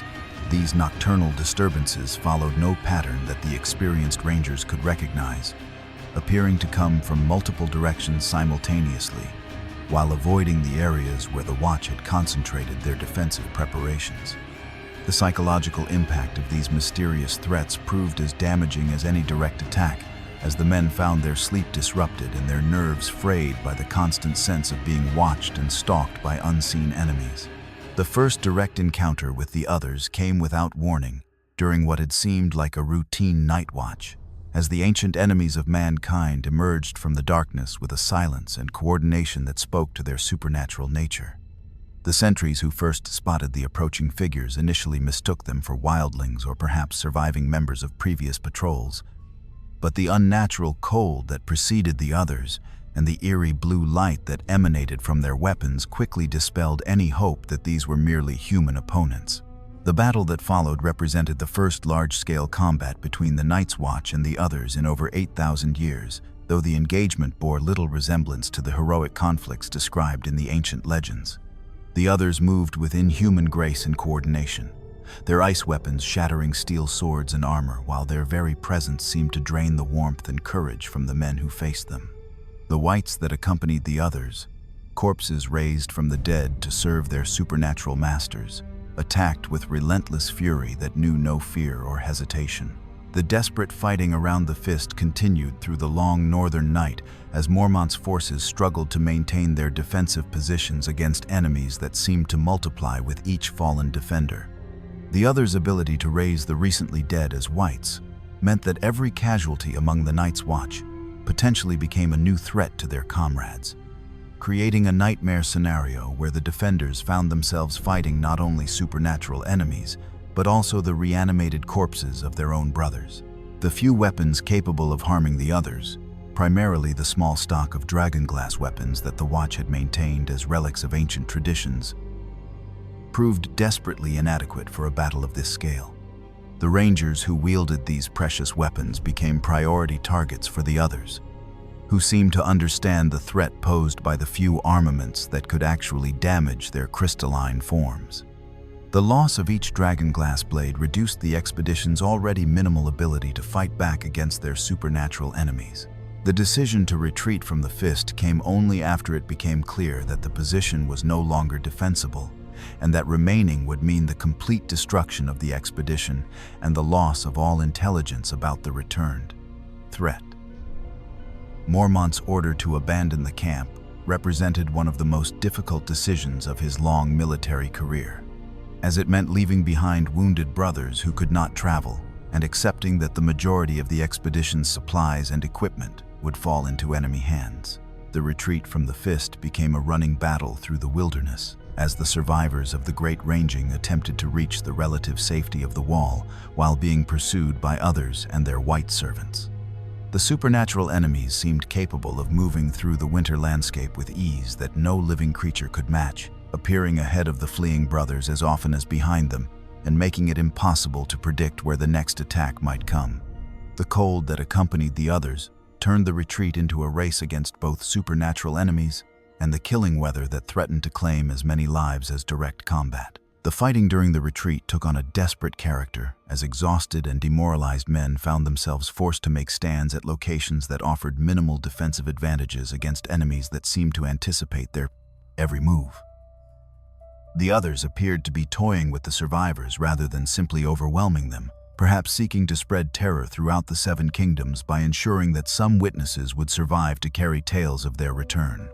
This calculated cruelty added psychological torture to the physical hardships of the retreat, as the brothers realized that their suffering was being deliberately prolonged. The arrival at Craster's Keep represented a temporary respite from the pursuit, though the isolated wildling settlement offered little in the way of genuine safety from supernatural enemies. Craster himself, a wildling who had carved out an unusual arrangement with both the Night's Watch and the powers beyond the wall, provided grudging shelter for the survivors while making clear his displeasure at having such a large and desperate group of armed men at his isolated homestead. The strange customs and unsettling atmosphere of Craster's Keep added to the psychological strain on men who had already endured more horror than most could bear. The tensions that had been building within the surviving members of the Great Ranging finally erupted into open mutiny at Craster's Keep, as hungry and desperate men reached the breaking point of their endurance and discipline. The mutiny that resulted in Lord Commander Mormont's death represented a complete breakdown of the traditions and honor that had sustained the Night's Watch through 8,000 years of service, as brothers turned their weapons against their own leadership rather than face the prospect of continued suffering in what seemed like a hopeless cause. The murder of Jeor Mormont by his own men marked not only the loss of an exceptional leader, but also the symbolic collapse of the authority and unity that had enabled the Night's Watch to function as an effective military organization. The Old Bear had represented continuity with the Watch's noble traditions, and had been one of the few remaining officers with the experience and wisdom necessary to guide the organization through the crisis it faced. His death left the survivors leaderless and divided at the very moment when strong leadership was most desperately needed. The aftermath of the mutiny saw the complete disintegration of military discipline among the survivors as different factions formed around competing leaders and conflicting ideas about how to respond to their desperate situation. Some men advocated for attempting to return to the wall immediately, while others argued for remaining at Craster's Keep until spring or seeking refuge with sympathetic wildling tribes. The absence of clear leadership and shared purpose transformed the survivors from a military unit into a collection of desperate individuals concerned primarily with their own survival. The few men who managed to escape the chaos at Craster's Keep and eventually reach the wall carried with them the first reliable intelligence about the return of the others that the Seven Kingdoms had received in millennia. However, their accounts of supernatural enemies and reanimated corpses were so fantastic that many who heard them dismissed the reports as the ravings of men driven mad by trauma and hardship. The failure of the Great Ranging had not only cost the Night's Watch most of its remaining strength, but had also undermined the credibility of the few survivors who tried to warn the realm about the renewed threat. The strategic implications of the Great Ranging's failure extended far beyond the immediate losses suffered by the Night's Watch, as the expedition's defeat demonstrated that the ancient enemies of mankind had returned with power and numbers sufficient to overwhelm even a substantial military force. The others had not simply awakened from centuries of dormancy, but had apparently been building their strength and preparing for a renewed assault on the lands of the living. The ease with which they had destroyed the Night's Watch expedition suggested that they possessed capabilities far beyond what the ancient legends had described. The loss of nearly 300 men in the Great Ranging reduced the Night's Watch to a shadow of its already diminished strength, leaving fewer than 100 brothers to defend 300 miles of wall against threats that had just demonstrated their ability to overwhelm much larger forces.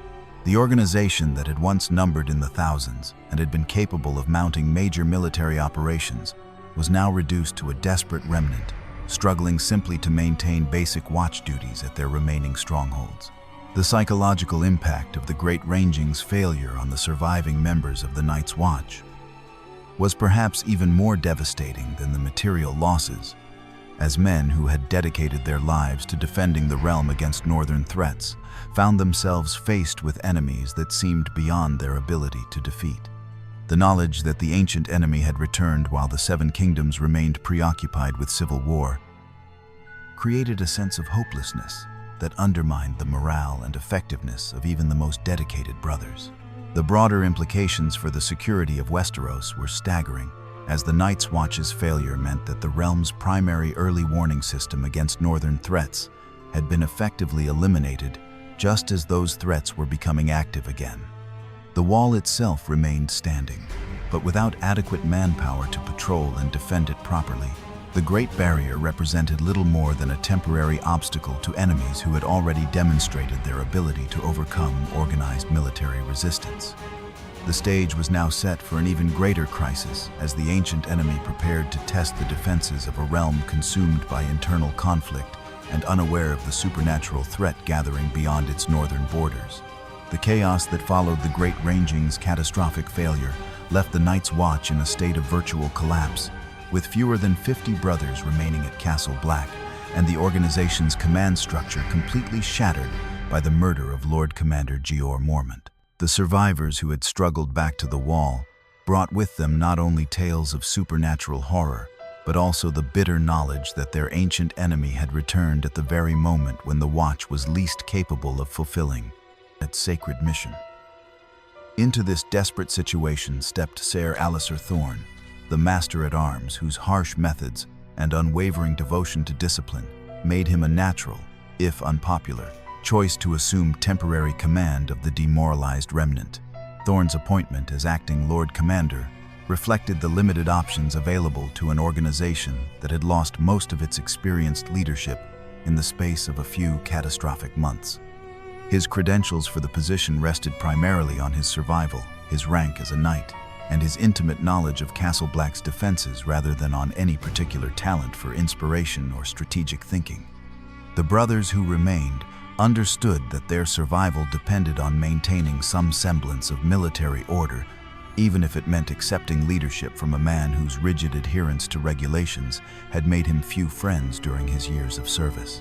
The immediate challenges facing the acting Lord Commander were staggering in their scope and urgency, as Castle Black had been reduced to a skeleton garrison, attempting to maintain watch over hundreds of miles of wall, with resources barely adequate for defending a single stronghold. The great fortress that had once housed thousands of brothers now echoed with emptiness, its vast halls and chambers serving as constant reminders of how far the mighty organization had fallen from its ancient glory. The few dozen men who remained were forced to abandon entire sections of the castle, concentrating their presence in the areas most essential for basic operations. The psychological impact of the Great Ranging's failure weighed heavily on every surviving brother, as men who had dedicated their lives to defending the realm found themselves faced with evidence that their enemy possessed power beyond anything their training or experience had prepared them to confront. The accounts brought back by the survivors spoke of supernatural cold that could freeze a man's blood, of weapons that shattered steel as if it were glass, and of the dead rising to serve masters who commanded winter itself. These reports, fantastic as they seemed, could not be dismissed as mere fantasy when they came from trusted brothers whose courage and honesty were beyond question. The strategic situation facing the Night's Watch had been fundamentally altered by the return of the others, as the organization's traditional methods of defense and patrol were clearly inadequate for dealing with supernatural enemies who could raise the dead and command powers that defied natural law. The wall itself, while still a formidable barrier, had been designed primarily to keep out human enemies and might prove less effective against foes who possessed magical abilities that could overcome purely physical obstacles. The ancient spells and protections that were said to be woven into the wall's structure remained largely theoretical, as no living person possessed reliable knowledge of how these mystical defenses actually functioned. The arrival of Stannis Baratheon's forces at the wall represented an unexpected lifeline for the beleaguered Night's Watch, though the timing and circumstances of this intervention created as many complications as opportunities for the struggling organization. Stannis had come north not out of concern for the Watch's mission but in pursuit of his own political ambitions, seeking to recruit fighters for his continuing campaign to claim the Iron Throne. His interest in the Watch stemmed primarily from his need for experienced soldiers and his recognition that an alliance with the organization might provide him with a secure base of operations in the north. The relationship between Stannis and the Night's Watch was complicated by questions of legitimacy and authority that reflected the broader political chaos engulfing Westeros during the War of the Five Kings. Stannis claimed to be the rightful king of the Seven Kingdoms and expected the Watch to acknowledge his sovereignty, while the organization's traditions of political neutrality suggested that they should avoid taking sides in dynastic disputes. The Watch's desperate circumstances made it difficult to maintain their traditional independence, as they clearly needed the military assistance that Stannis could provide. The battle against Mance Rayder's massive wildling army provided a dramatic demonstration of how military technology and conventional tactics could overcome even overwhelming numerical odds when properly applied. Stannis's heavy cavalry, supported by disciplined infantry and experienced commanders, shattered the wildling host in a matter of hours despite being significantly outnumbered by the Free Folk. The wildlings, for all their individual courage and fighting spirit, lacked the organization and equipment necessary to stand against a professional army led by one of Westeros's most capable military commanders. The aftermath of the battle created new challenges for the Night's Watch, as they found themselves responsible for thousands of wildling prisoners, whose fate would have significant implications for the organization's future and relationship with the Free Folk. The traditional approach would have been to execute the leaders and disperse the survivors back beyond the wall, but the changed circumstances created by the return of the others suggested that alternative strategies might be necessary. The wildlings possessed valuable knowledge about the threats beyond the wall and represented a potential source of manpower for defending against supernatural enemies. The election of Jon Snow as the 998th Lord Commander of the Night's Watch represented a dramatic break with the organization's traditions and reflected the desperate circumstances that forced the brothers to consider candidates who would never have been seriously considered under normal circumstances. Jon's youth, bastard birth, and relative inexperience would ordinarily have disqualified him from serious consideration for such a position, but his demonstrated courage during the defense of Castle Black and his unique background made him an attractive choice for an organization facing unprecedented challenges. Jon's victory in the election came after a closely contested campaign that highlighted the deep divisions within the surviving membership of the Night's Watch regarding how the organization should respond to the crisis it faced. His supporters argued that new leadership and fresh approaches were essential for adapting to the changed circumstances created by the return of the others, while his opponents favored more traditional candidates who would maintain established policies and procedures. The narrow margin of Jon's victory reflected these divisions and suggested that his authority as Lord Commander would face significant challenges from within the organization. The new Lord Commander's first major decision involved the controversial question of how to deal with the thousands of wildling prisoners whose presence at the wall created both opportunities and dangers for the Night's Watch. Jon's proposal to allow the free folk to settle south of the wall in exchange for their assistance in defending against the others represented a radical departure from centuries of established policy and provoked fierce opposition from brothers who viewed the wildlings as hereditary enemies rather than potential allies. The philosophical arguments surrounding Jon's wildling policy reflected deeper questions about the Night's Watch's mission and identity that had been brought into sharp focus by the return of their ancient enemy. Traditional interpretations of the organization's purpose emphasized defending the Seven Kingdoms against all threats from beyond the wall, including the wildling tribes that had raided southern settlements for centuries. However, the supernatural threat posed by the others suggested that a more nuanced approach might be necessary, one that distinguished between human enemies who could potentially become allies and supernatural forces that represented absolute threats to all living things.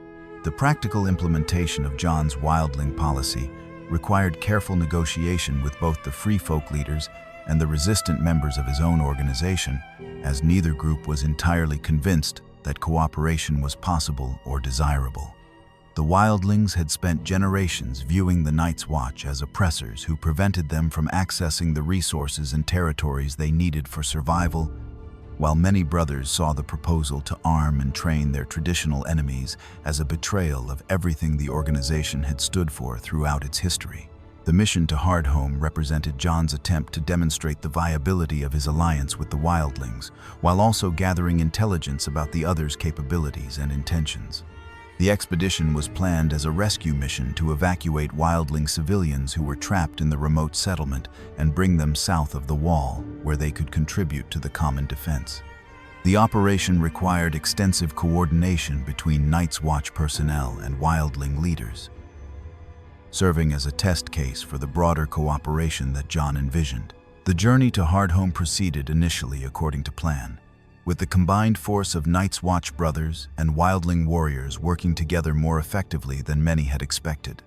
The pragmatic necessities of operating in the harsh northern environment helped overcome some of the cultural barriers and historical resentments that had divided the two groups, as survival in the wilderness required cooperation regardless of political considerations. The expedition's early success seemed to validate Jon's belief that former enemies could become effective allies when faced with common threats. The attack by the Night King and his army of the dead at Hardhome provided the most dramatic demonstration yet seen of the supernatural enemy's power and the futility of conventional military resistance against such forces. The assault began without warning, as the temperature plummeted and an unnatural fog rolled in from the sea, bringing with it an army of wights that vastly outnumbered the living defenders. The battle that followed revealed the true scale of the threat facing all life in Westeros, as thousands of corpses rose from the frozen ground to serve masters whose power seemed unlimited. The fighting at Hardhome demonstrated both the potential for cooperation between former enemies and the inadequacy of even unified human resistance against supernatural forces that commanded winter itself. Jon Snow and the wildling leaders fought side by side against the endless waves of wights, their previous enmities forgotten in the face of a threat that recognized no distinction between crows and free folk. The battle provided clear evidence that the others viewed all living humans as equally worthy of destruction, making political divisions and historical grudges irrelevant in the face of existential danger. The evacuation from Hardhome became a desperate retreat as the survivors realized that the settlement could not be held against the overwhelming numbers of wights controlled by the Night King.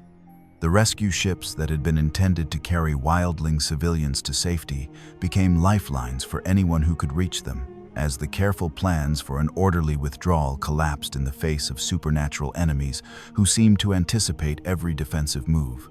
The retreat provided a terrifying demonstration of the others' tactical sophistication, as they coordinated their assault to maximize casualties and psychological impact.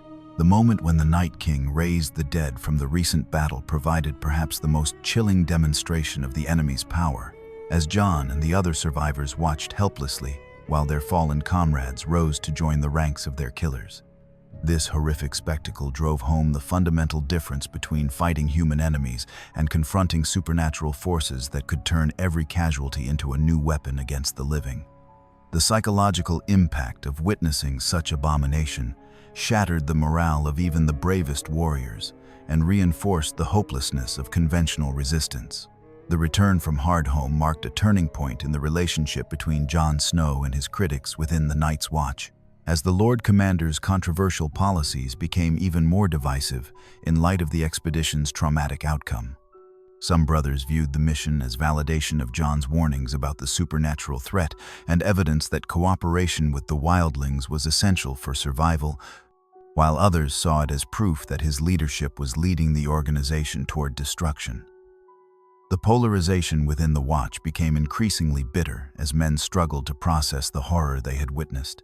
The growing opposition to Jon's leadership crystallized around concerns that his policies were fundamentally changing the character and mission of the Night's Watch in ways that violated the sacred oaths that bound all brothers to their service. Sir Alliser Thorne and other traditionalists argued that allowing wildlings south of the Wall represented a betrayal of centuries of sacrifice by previous generations of brothers who had died defending the realm against these same enemies. They viewed Jon's alliance with the Free Folk as a corruption of the Watch's mission that dishonored the memory of fallen comrades. The personal relationships that Jon had developed with individual wildlings, particularly his complex history with leaders like Tormund Giantsbane, it became sources of suspicion among brothers who questioned whether the Lord Commander's judgment had been compromised by emotional attachments that clouded his strategic thinking.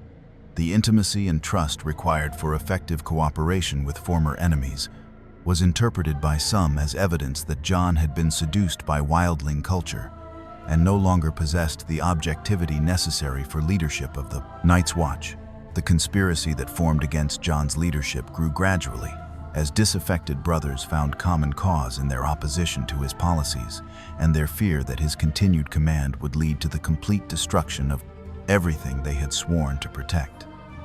The conspirators convinced themselves that removing Jon from power was necessary to save the Night's Watch from what they saw as his misguided leadership, though their own alternatives were poorly defined and their understanding of the strategic situation was limited by their refusal to accept the reality of the supernatural threat. The assassination of Jon Snow in the courtyard of Castle Black represented not only the murder of the Lord Commander, but also the symbolic destruction of the unity and purpose that had sustained the Night's Watch through 8,000 years of service to the realm. The conspirators who carried out the attack believed they were saving their organization from corruption and betrayal, but their actions instead completed the process of institutional collapse that had begun with the Great Ranging's failure. The killing of their democratically elected leader by his own subordinates shattered the last vestiges of military discipline and honor that had held the organization together. The aftermath of Jon's assassination saw the Night's Watch fragment into hostile factions as supporters and opponents of the murdered Lord Commander struggled for control of Castle Black and the organization's remaining resources. The conspiracy's leaders had planned for the removal of Jon, but had given little thought to what would come afterward, leaving them unprepared for the violent response from wildlings and loyal brothers who viewed the assassination as an act of treachery that demanded retribution. The civil war that erupted within the Watch's ranks threatened to complete the destruction of an organization that had already been reduced to a shadow of its former strength. The intervention of the wildlings under Tormund's leadership prevented the complete massacre of Jon's supporters, but also transformed Castle Black into an armed camp where former enemies maintained an uneasy peace while plotting against each other.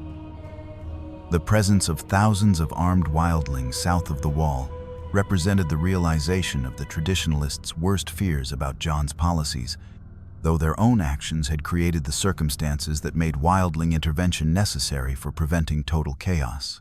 The resurrection of Jon Snow by the Red Priestess Melisandre marked a supernatural intervention that fundamentally altered the dynamics of leadership within the Night's Watch and raised profound questions about the nature of death, duty, and obligation. Jon's return from death was witnessed by many of his supporters and enemies alike, providing undeniable evidence of powers that transcended normal human understanding and lending weight to his claims about the supernatural threats facing the realm. The man who returned, however, was changed by his experience of death in ways that affected both his personality and his relationship with the organization he had died serving. The execution of the conspirators who had murdered him demonstrated Jon's continued commitment to justice, while also serving notice that his resurrection had not made him more forgiving or merciful toward those who betrayed their oaths. The hangings were carried out with grim efficiency that reflected the harsh realities of military justice in desperate circumstances, while also providing closure for supporters who had mourned their fallen leader. The deaths of Ser Alliser, Thorne, and the other conspirators eliminated the core of opposition to Jon's policies, but did not resolve the underlying divisions within the organization. Jon's decision to leave the Night's Watch following his resurrection created a leadership vacuum at the worst possible moment. As the organization faced supernatural threats, internal divisions, and the practical challenges of integrating thousands of wildling refugees into their defensive plans. His argument that death had ended his watch, technically fulfilling the terms of his oath, provided legal justification for his departure, but left his supporters feeling abandoned and his enemies vindicated in their belief that his loyalty to the Watch had always been questionable. The appointment of Edison Tollett as acting Lord Commander represented an attempt to maintain continuity and stability during a period of unprecedented crisis, though Dolorous Ed's reluctant acceptance of leadership reflected the organization's reduced circumstances and limited options. Ed had proven himself a loyal and competent steward, but his elevation to command of the entire Night's Watch highlighted how few experienced officers remained alive and available for such responsibilities. His leadership would be tested immediately by the need to manage the ongoing integration of wildling forces and prepare for the supernatural threat that continued to gather beyond the Wall. The Night's Watch that emerged from Jon Snow's tumultuous tenure as Lord Commander was fundamentally different from the organization that had existed for 8 millennia, having been forced to abandon many of its traditional policies and practices in response to circumstances that the founders could never have anticipated. The integration of wildling fighters into the defense of the Wall represented a practical necessity that violated centuries of established doctrine, while the organization's reduced numbers and resources made it impossible to maintain the comprehensive defensive system that had once protected the entire northern frontier of the Seven Kingdoms. The destruction of the Wall at Eastwatch by the Sea marked the end of an era that had lasted for 8,000 years, as the ancient barrier that had protected the Seven Kingdoms from northern threats was finally breached by the supernatural power of an undead dragon wielded by the Night King himself. The moment when the massive section of ice and stone came crashing down represented not only a tactical disaster of unprecedented proportions, but also the symbolic failure of the institution that had dedicated its existence to maintaining that very fortification. For the surviving members of the Night's Watch, witnessing the destruction of their life's work created a psychological trauma that went beyond simple military defeat. The speed with which the Wall fell shocked even those who had understood the supernatural nature of their enemy, as the ancient magic that had been woven into the barrier's construction proved inadequate against the corrupted power of a creature that had once been a dragon. The blue flames that poured from Viserion's jaws melted through ice that had stood for millennia in a matter of minutes, creating a gap wide enough for the entire army of the dead to pour through without resistance. The brothers stationed at Eastwatch had barely enough time to send warning ravens before the castle itself was overrun by whites pouring through the breach. The few survivors who escaped the destruction of Eastwatch carried with them the terrible knowledge that the Night's Watch's primary mission had failed completely, as the barrier they had spent countless generations maintaining and defending now lay in ruins. These men, hardened by years of service in the harsh northern climate, found themselves reduced to refugees fleeing from an enemy whose power seemed limitless. The psychological impact of this reversal was devastating, as brothers who had devoted their lives to holding the wall discovered that their sacrifice had ultimately proven meaningless. Acting Lord Commander Edison Tollett faced the most difficult decision in the Night's Watch's long history, as he weighed the organization's ancient commitment to defending the wall against the practical reality that the wall no longer existed as a meaningful barrier. The destruction of Eastwatch had created a breach that could not be repaired or defended with the limited resources at the Watch's disposal, while the approaching army of the dead represented a threat that dwarfed anything the organization had ever been designed to confront. The choice between maintaining their traditional positions and abandoning them to join the broader defense of the realm represented a fundamental challenge to everything the Night's Watch had stood for throughout its existence. The decision to abandon the remaining castles along the wall and march south to Winterfell represented the most radical departure from established doctrine in the Night's Watch's history, as the organization that had been founded specifically to guard the northern barrier chose instead to leave their posts undefended. Dolorous Ed's order to evacuate Castle Black and the Shadow Tower reflected his understanding that the Watch's mission had evolved beyond simple garrison duty to encompass the defense of all life against supernatural extinction. The abandonment of these ancient strongholds marked the end of the Night's Watch as it had existed for 8 millennia. The march south from the wall proved to be an emotionally wrenching experience for the surviving brothers, as they were forced to leave behind not only their physical homes but also the graves of countless comrades who had died in service to the realm over the centuries.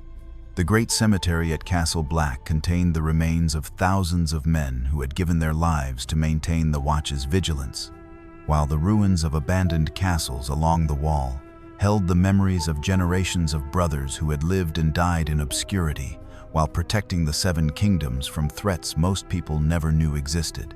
The integration of the Night's Watch survivors with the wildling forces that had been settled south of the wall created a strange symmetry, as former enemies found themselves united in exodus from the lands they had fought over for countless generations.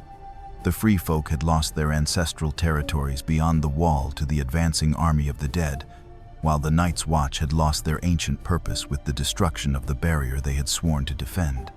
Both groups now found themselves dependent on the hospitality of southern lords who had little understanding of the sacrifices they had made or the horrors they had witnessed.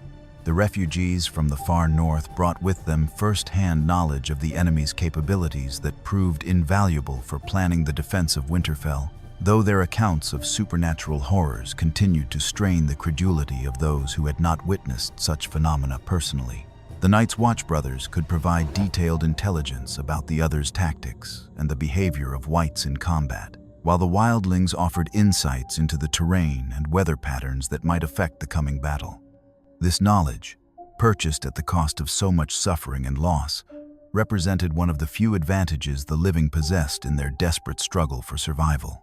The preparations for the Battle of Winterfell required the surviving members of the Night's Watch to adapt their specialized skills to a very different type of warfare than they had trained for throughout their service. The brothers had developed expertise in small unit operations and wilderness survival that proved valuable for certain aspects of the defense, but the massive scale of the approaching battle and the need to coordinate with regular armies required tactical adjustments that challenged their traditional methods.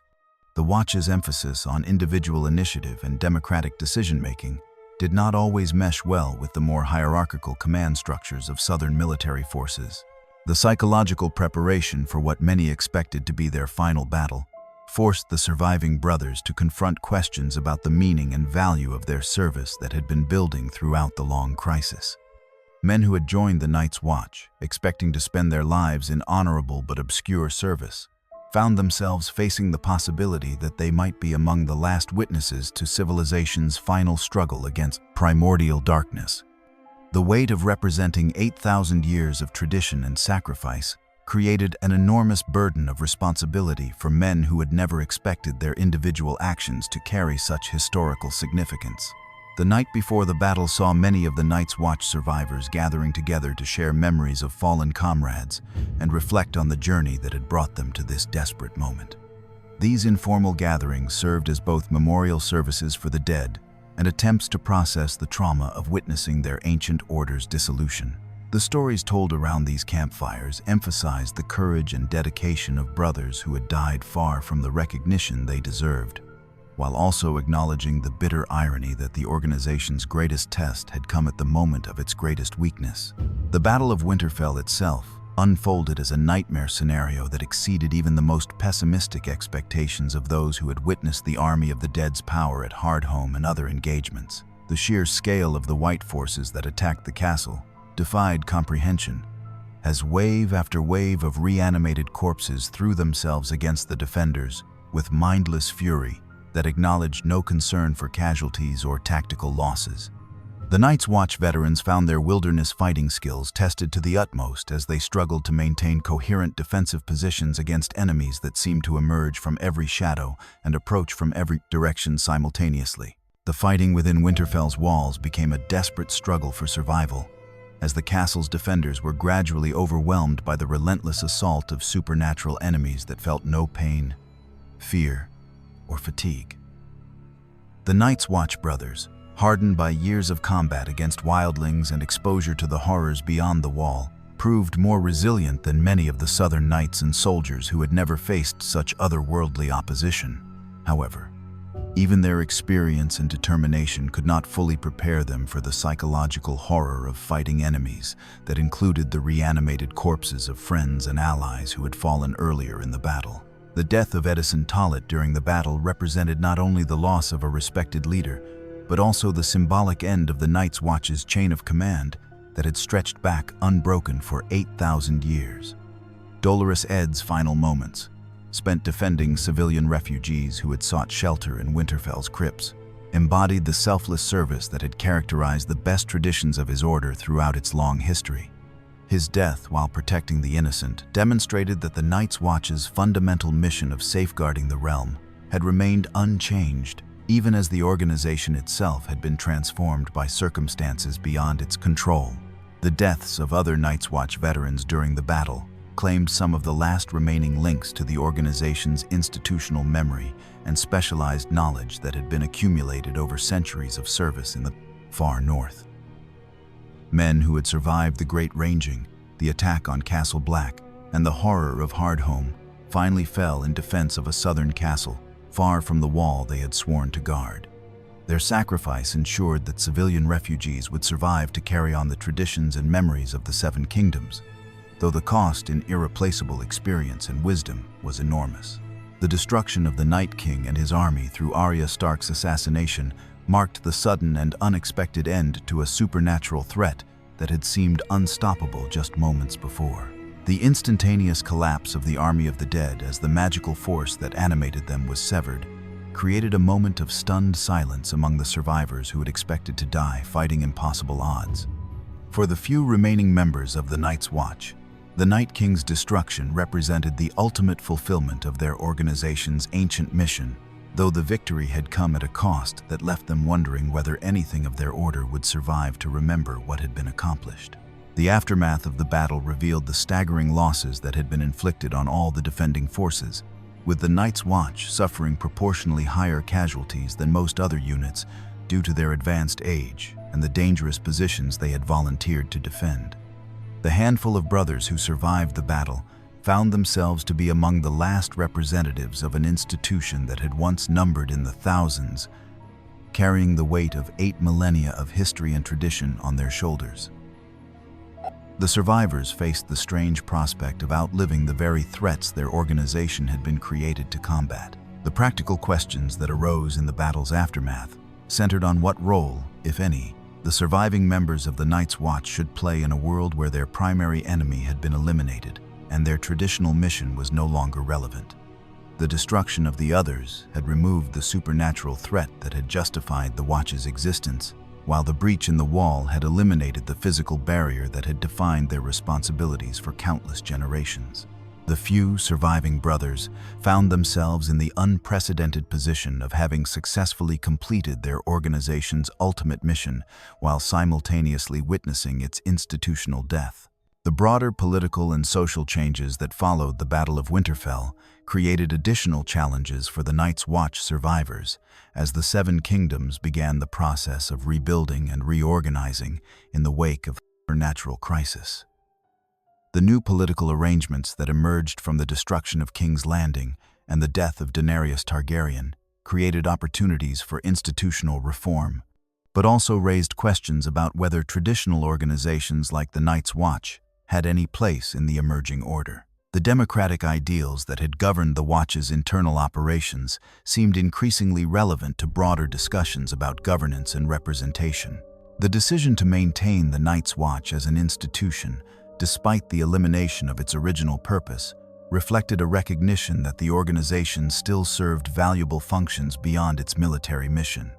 The Watch's role as a place of exile and redemption for criminals and political inconvenience remained relevant in a world where such individuals continued to exist, while the organization's traditions of equality and merit-based advancement offered a model for social institutions that transcended traditional class boundaries. The repurposing of the Night's Watch from a military organization to a form of penal colony represented a dramatic transformation that nevertheless preserved some continuity with its historical function.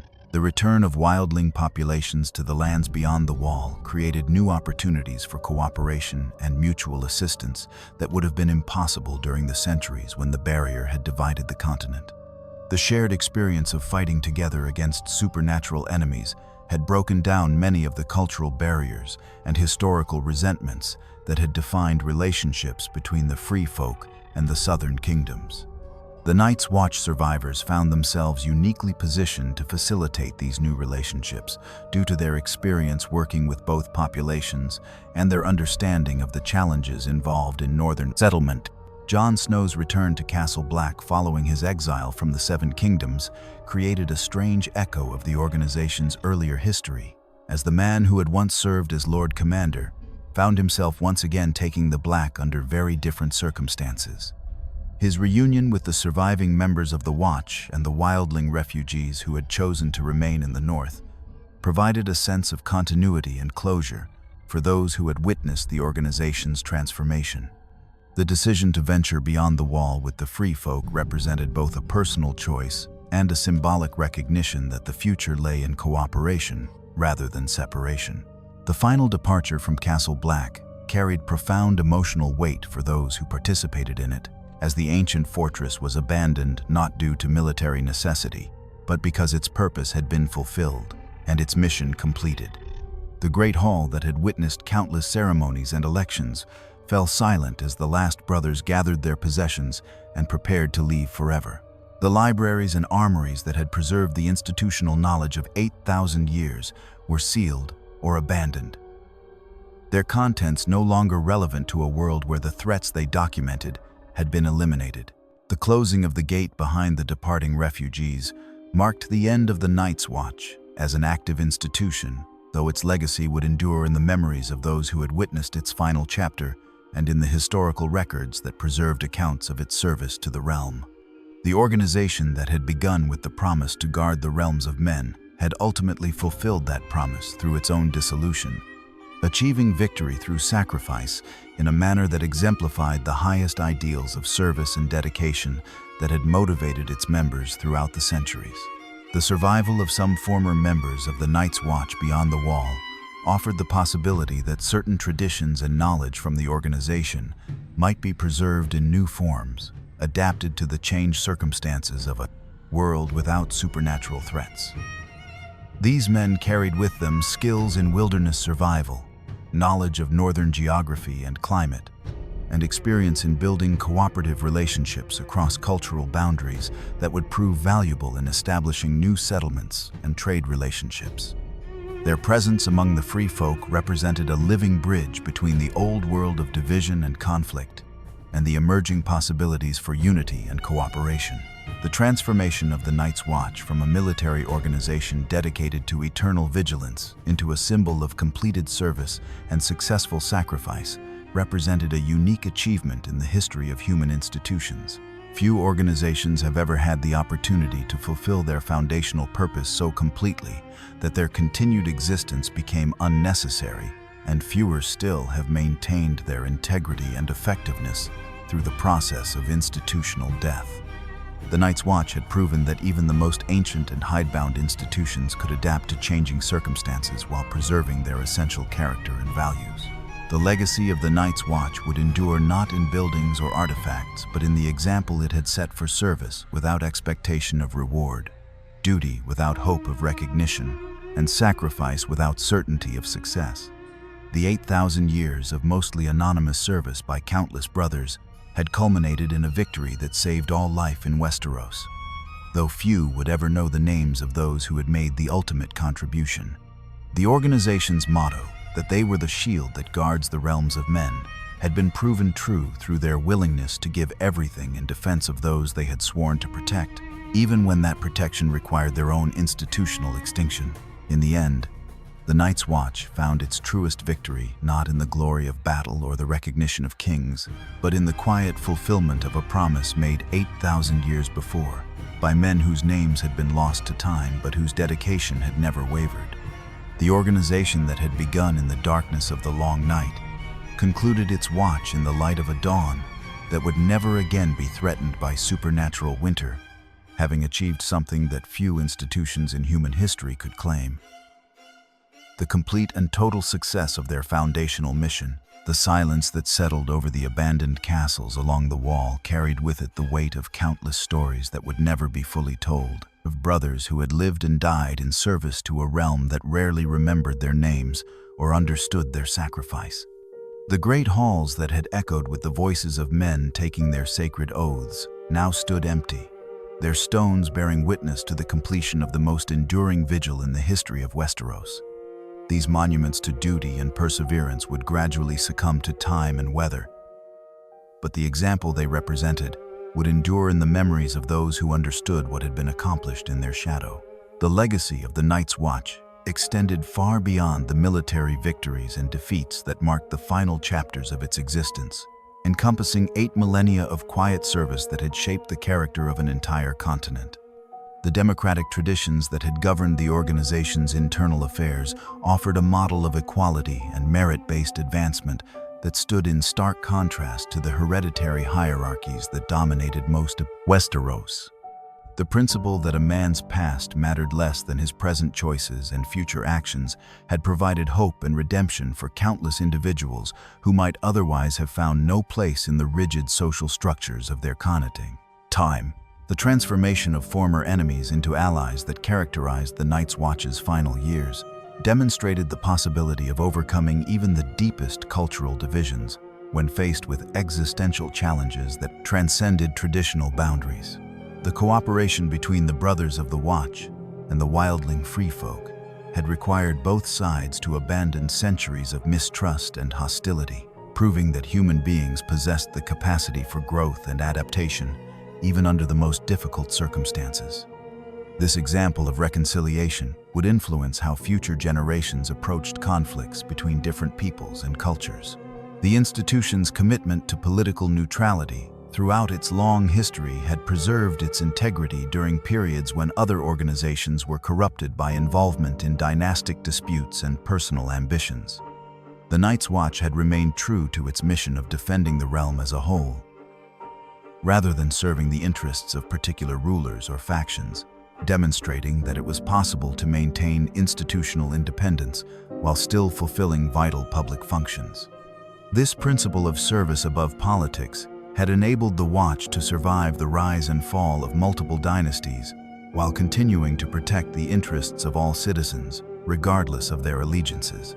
The meritocratic ideals that had governed advancement within the Night's Watch offered glimpses of social possibilities that seemed almost revolutionary in the context of Westeros's feudal society.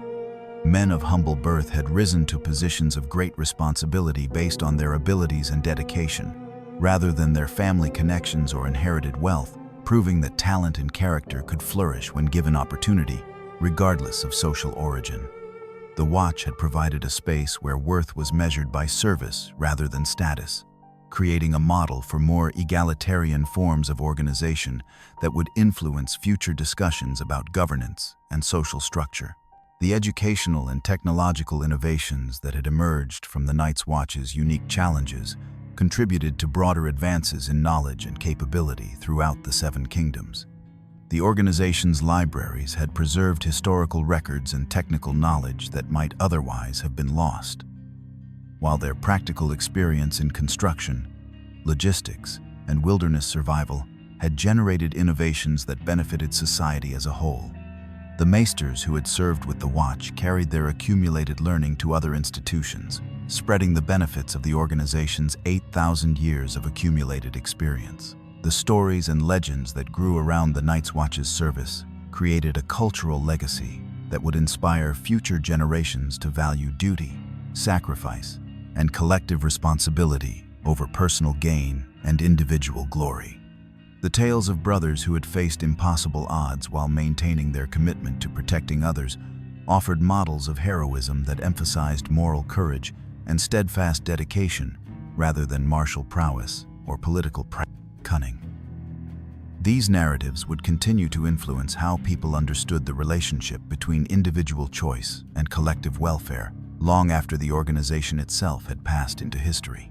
The Night's Watch had proven that even the most daunting challenges could be overcome through patient persistence and unwavering commitment to shared principles, offering hope to future generations who might face their own seemingly impossible struggles.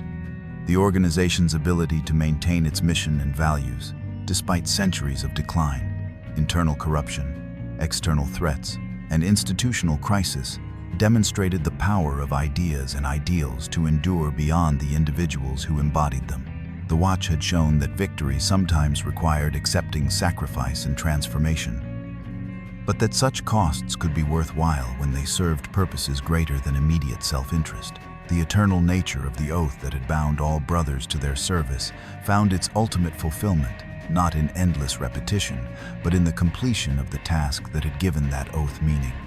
The promise to stand guard until death had been honored, not through literal interpretation, but through spiritual dedication that recognized when the Watch itself had ended because its purpose had been achieved. The brothers who had served in the Night's Watch's final years had discovered that true loyalty sometimes required letting go of familiar forms in order to preserve essential principles and achieve lasting goals. In the quiet wilderness beyond the Wall, where ancient enmities had given way to new possibilities for cooperation and mutual understanding, the deepest truths of the Night's Watch's mission found their expression in ways that transcended the military and political functions that had originally defined the organization. The walls that had once divided peoples were replaced by bridges of shared experience and common purpose, while the darkness that had threatened to consume all life gave way to the promise of endless tomorrows. The Watch that had begun in fear and desperate necessity concluded in hope and voluntary choice, proving that human beings possessed the capacity to transform even their greatest challenges into opportunities for growth and positive change. The Night's Watch had kept its promise to be the shield that guards the realms of men, and in fulfilling that ancient vow, it had demonstrated that some victories require the courage to embrace transformation and the wisdom to recognize when a mission has been truly completed. Their story serves as a reminder that the greatest service often goes unrecognized, that the most important battles are frequently fought in obscurity, and that true success sometimes means accepting the end of what has been in order to make possible what might yet become. In choosing duty over comfort, sacrifice over safety, and collective welfare over individual advancement, the men of the Night's Watch had proven themselves worthy inheritors of the legacy left by the first brothers who had stood against the darkness 8,000 years before. And their example would endure as long as people remembered the value of standing watch over the things that matter most.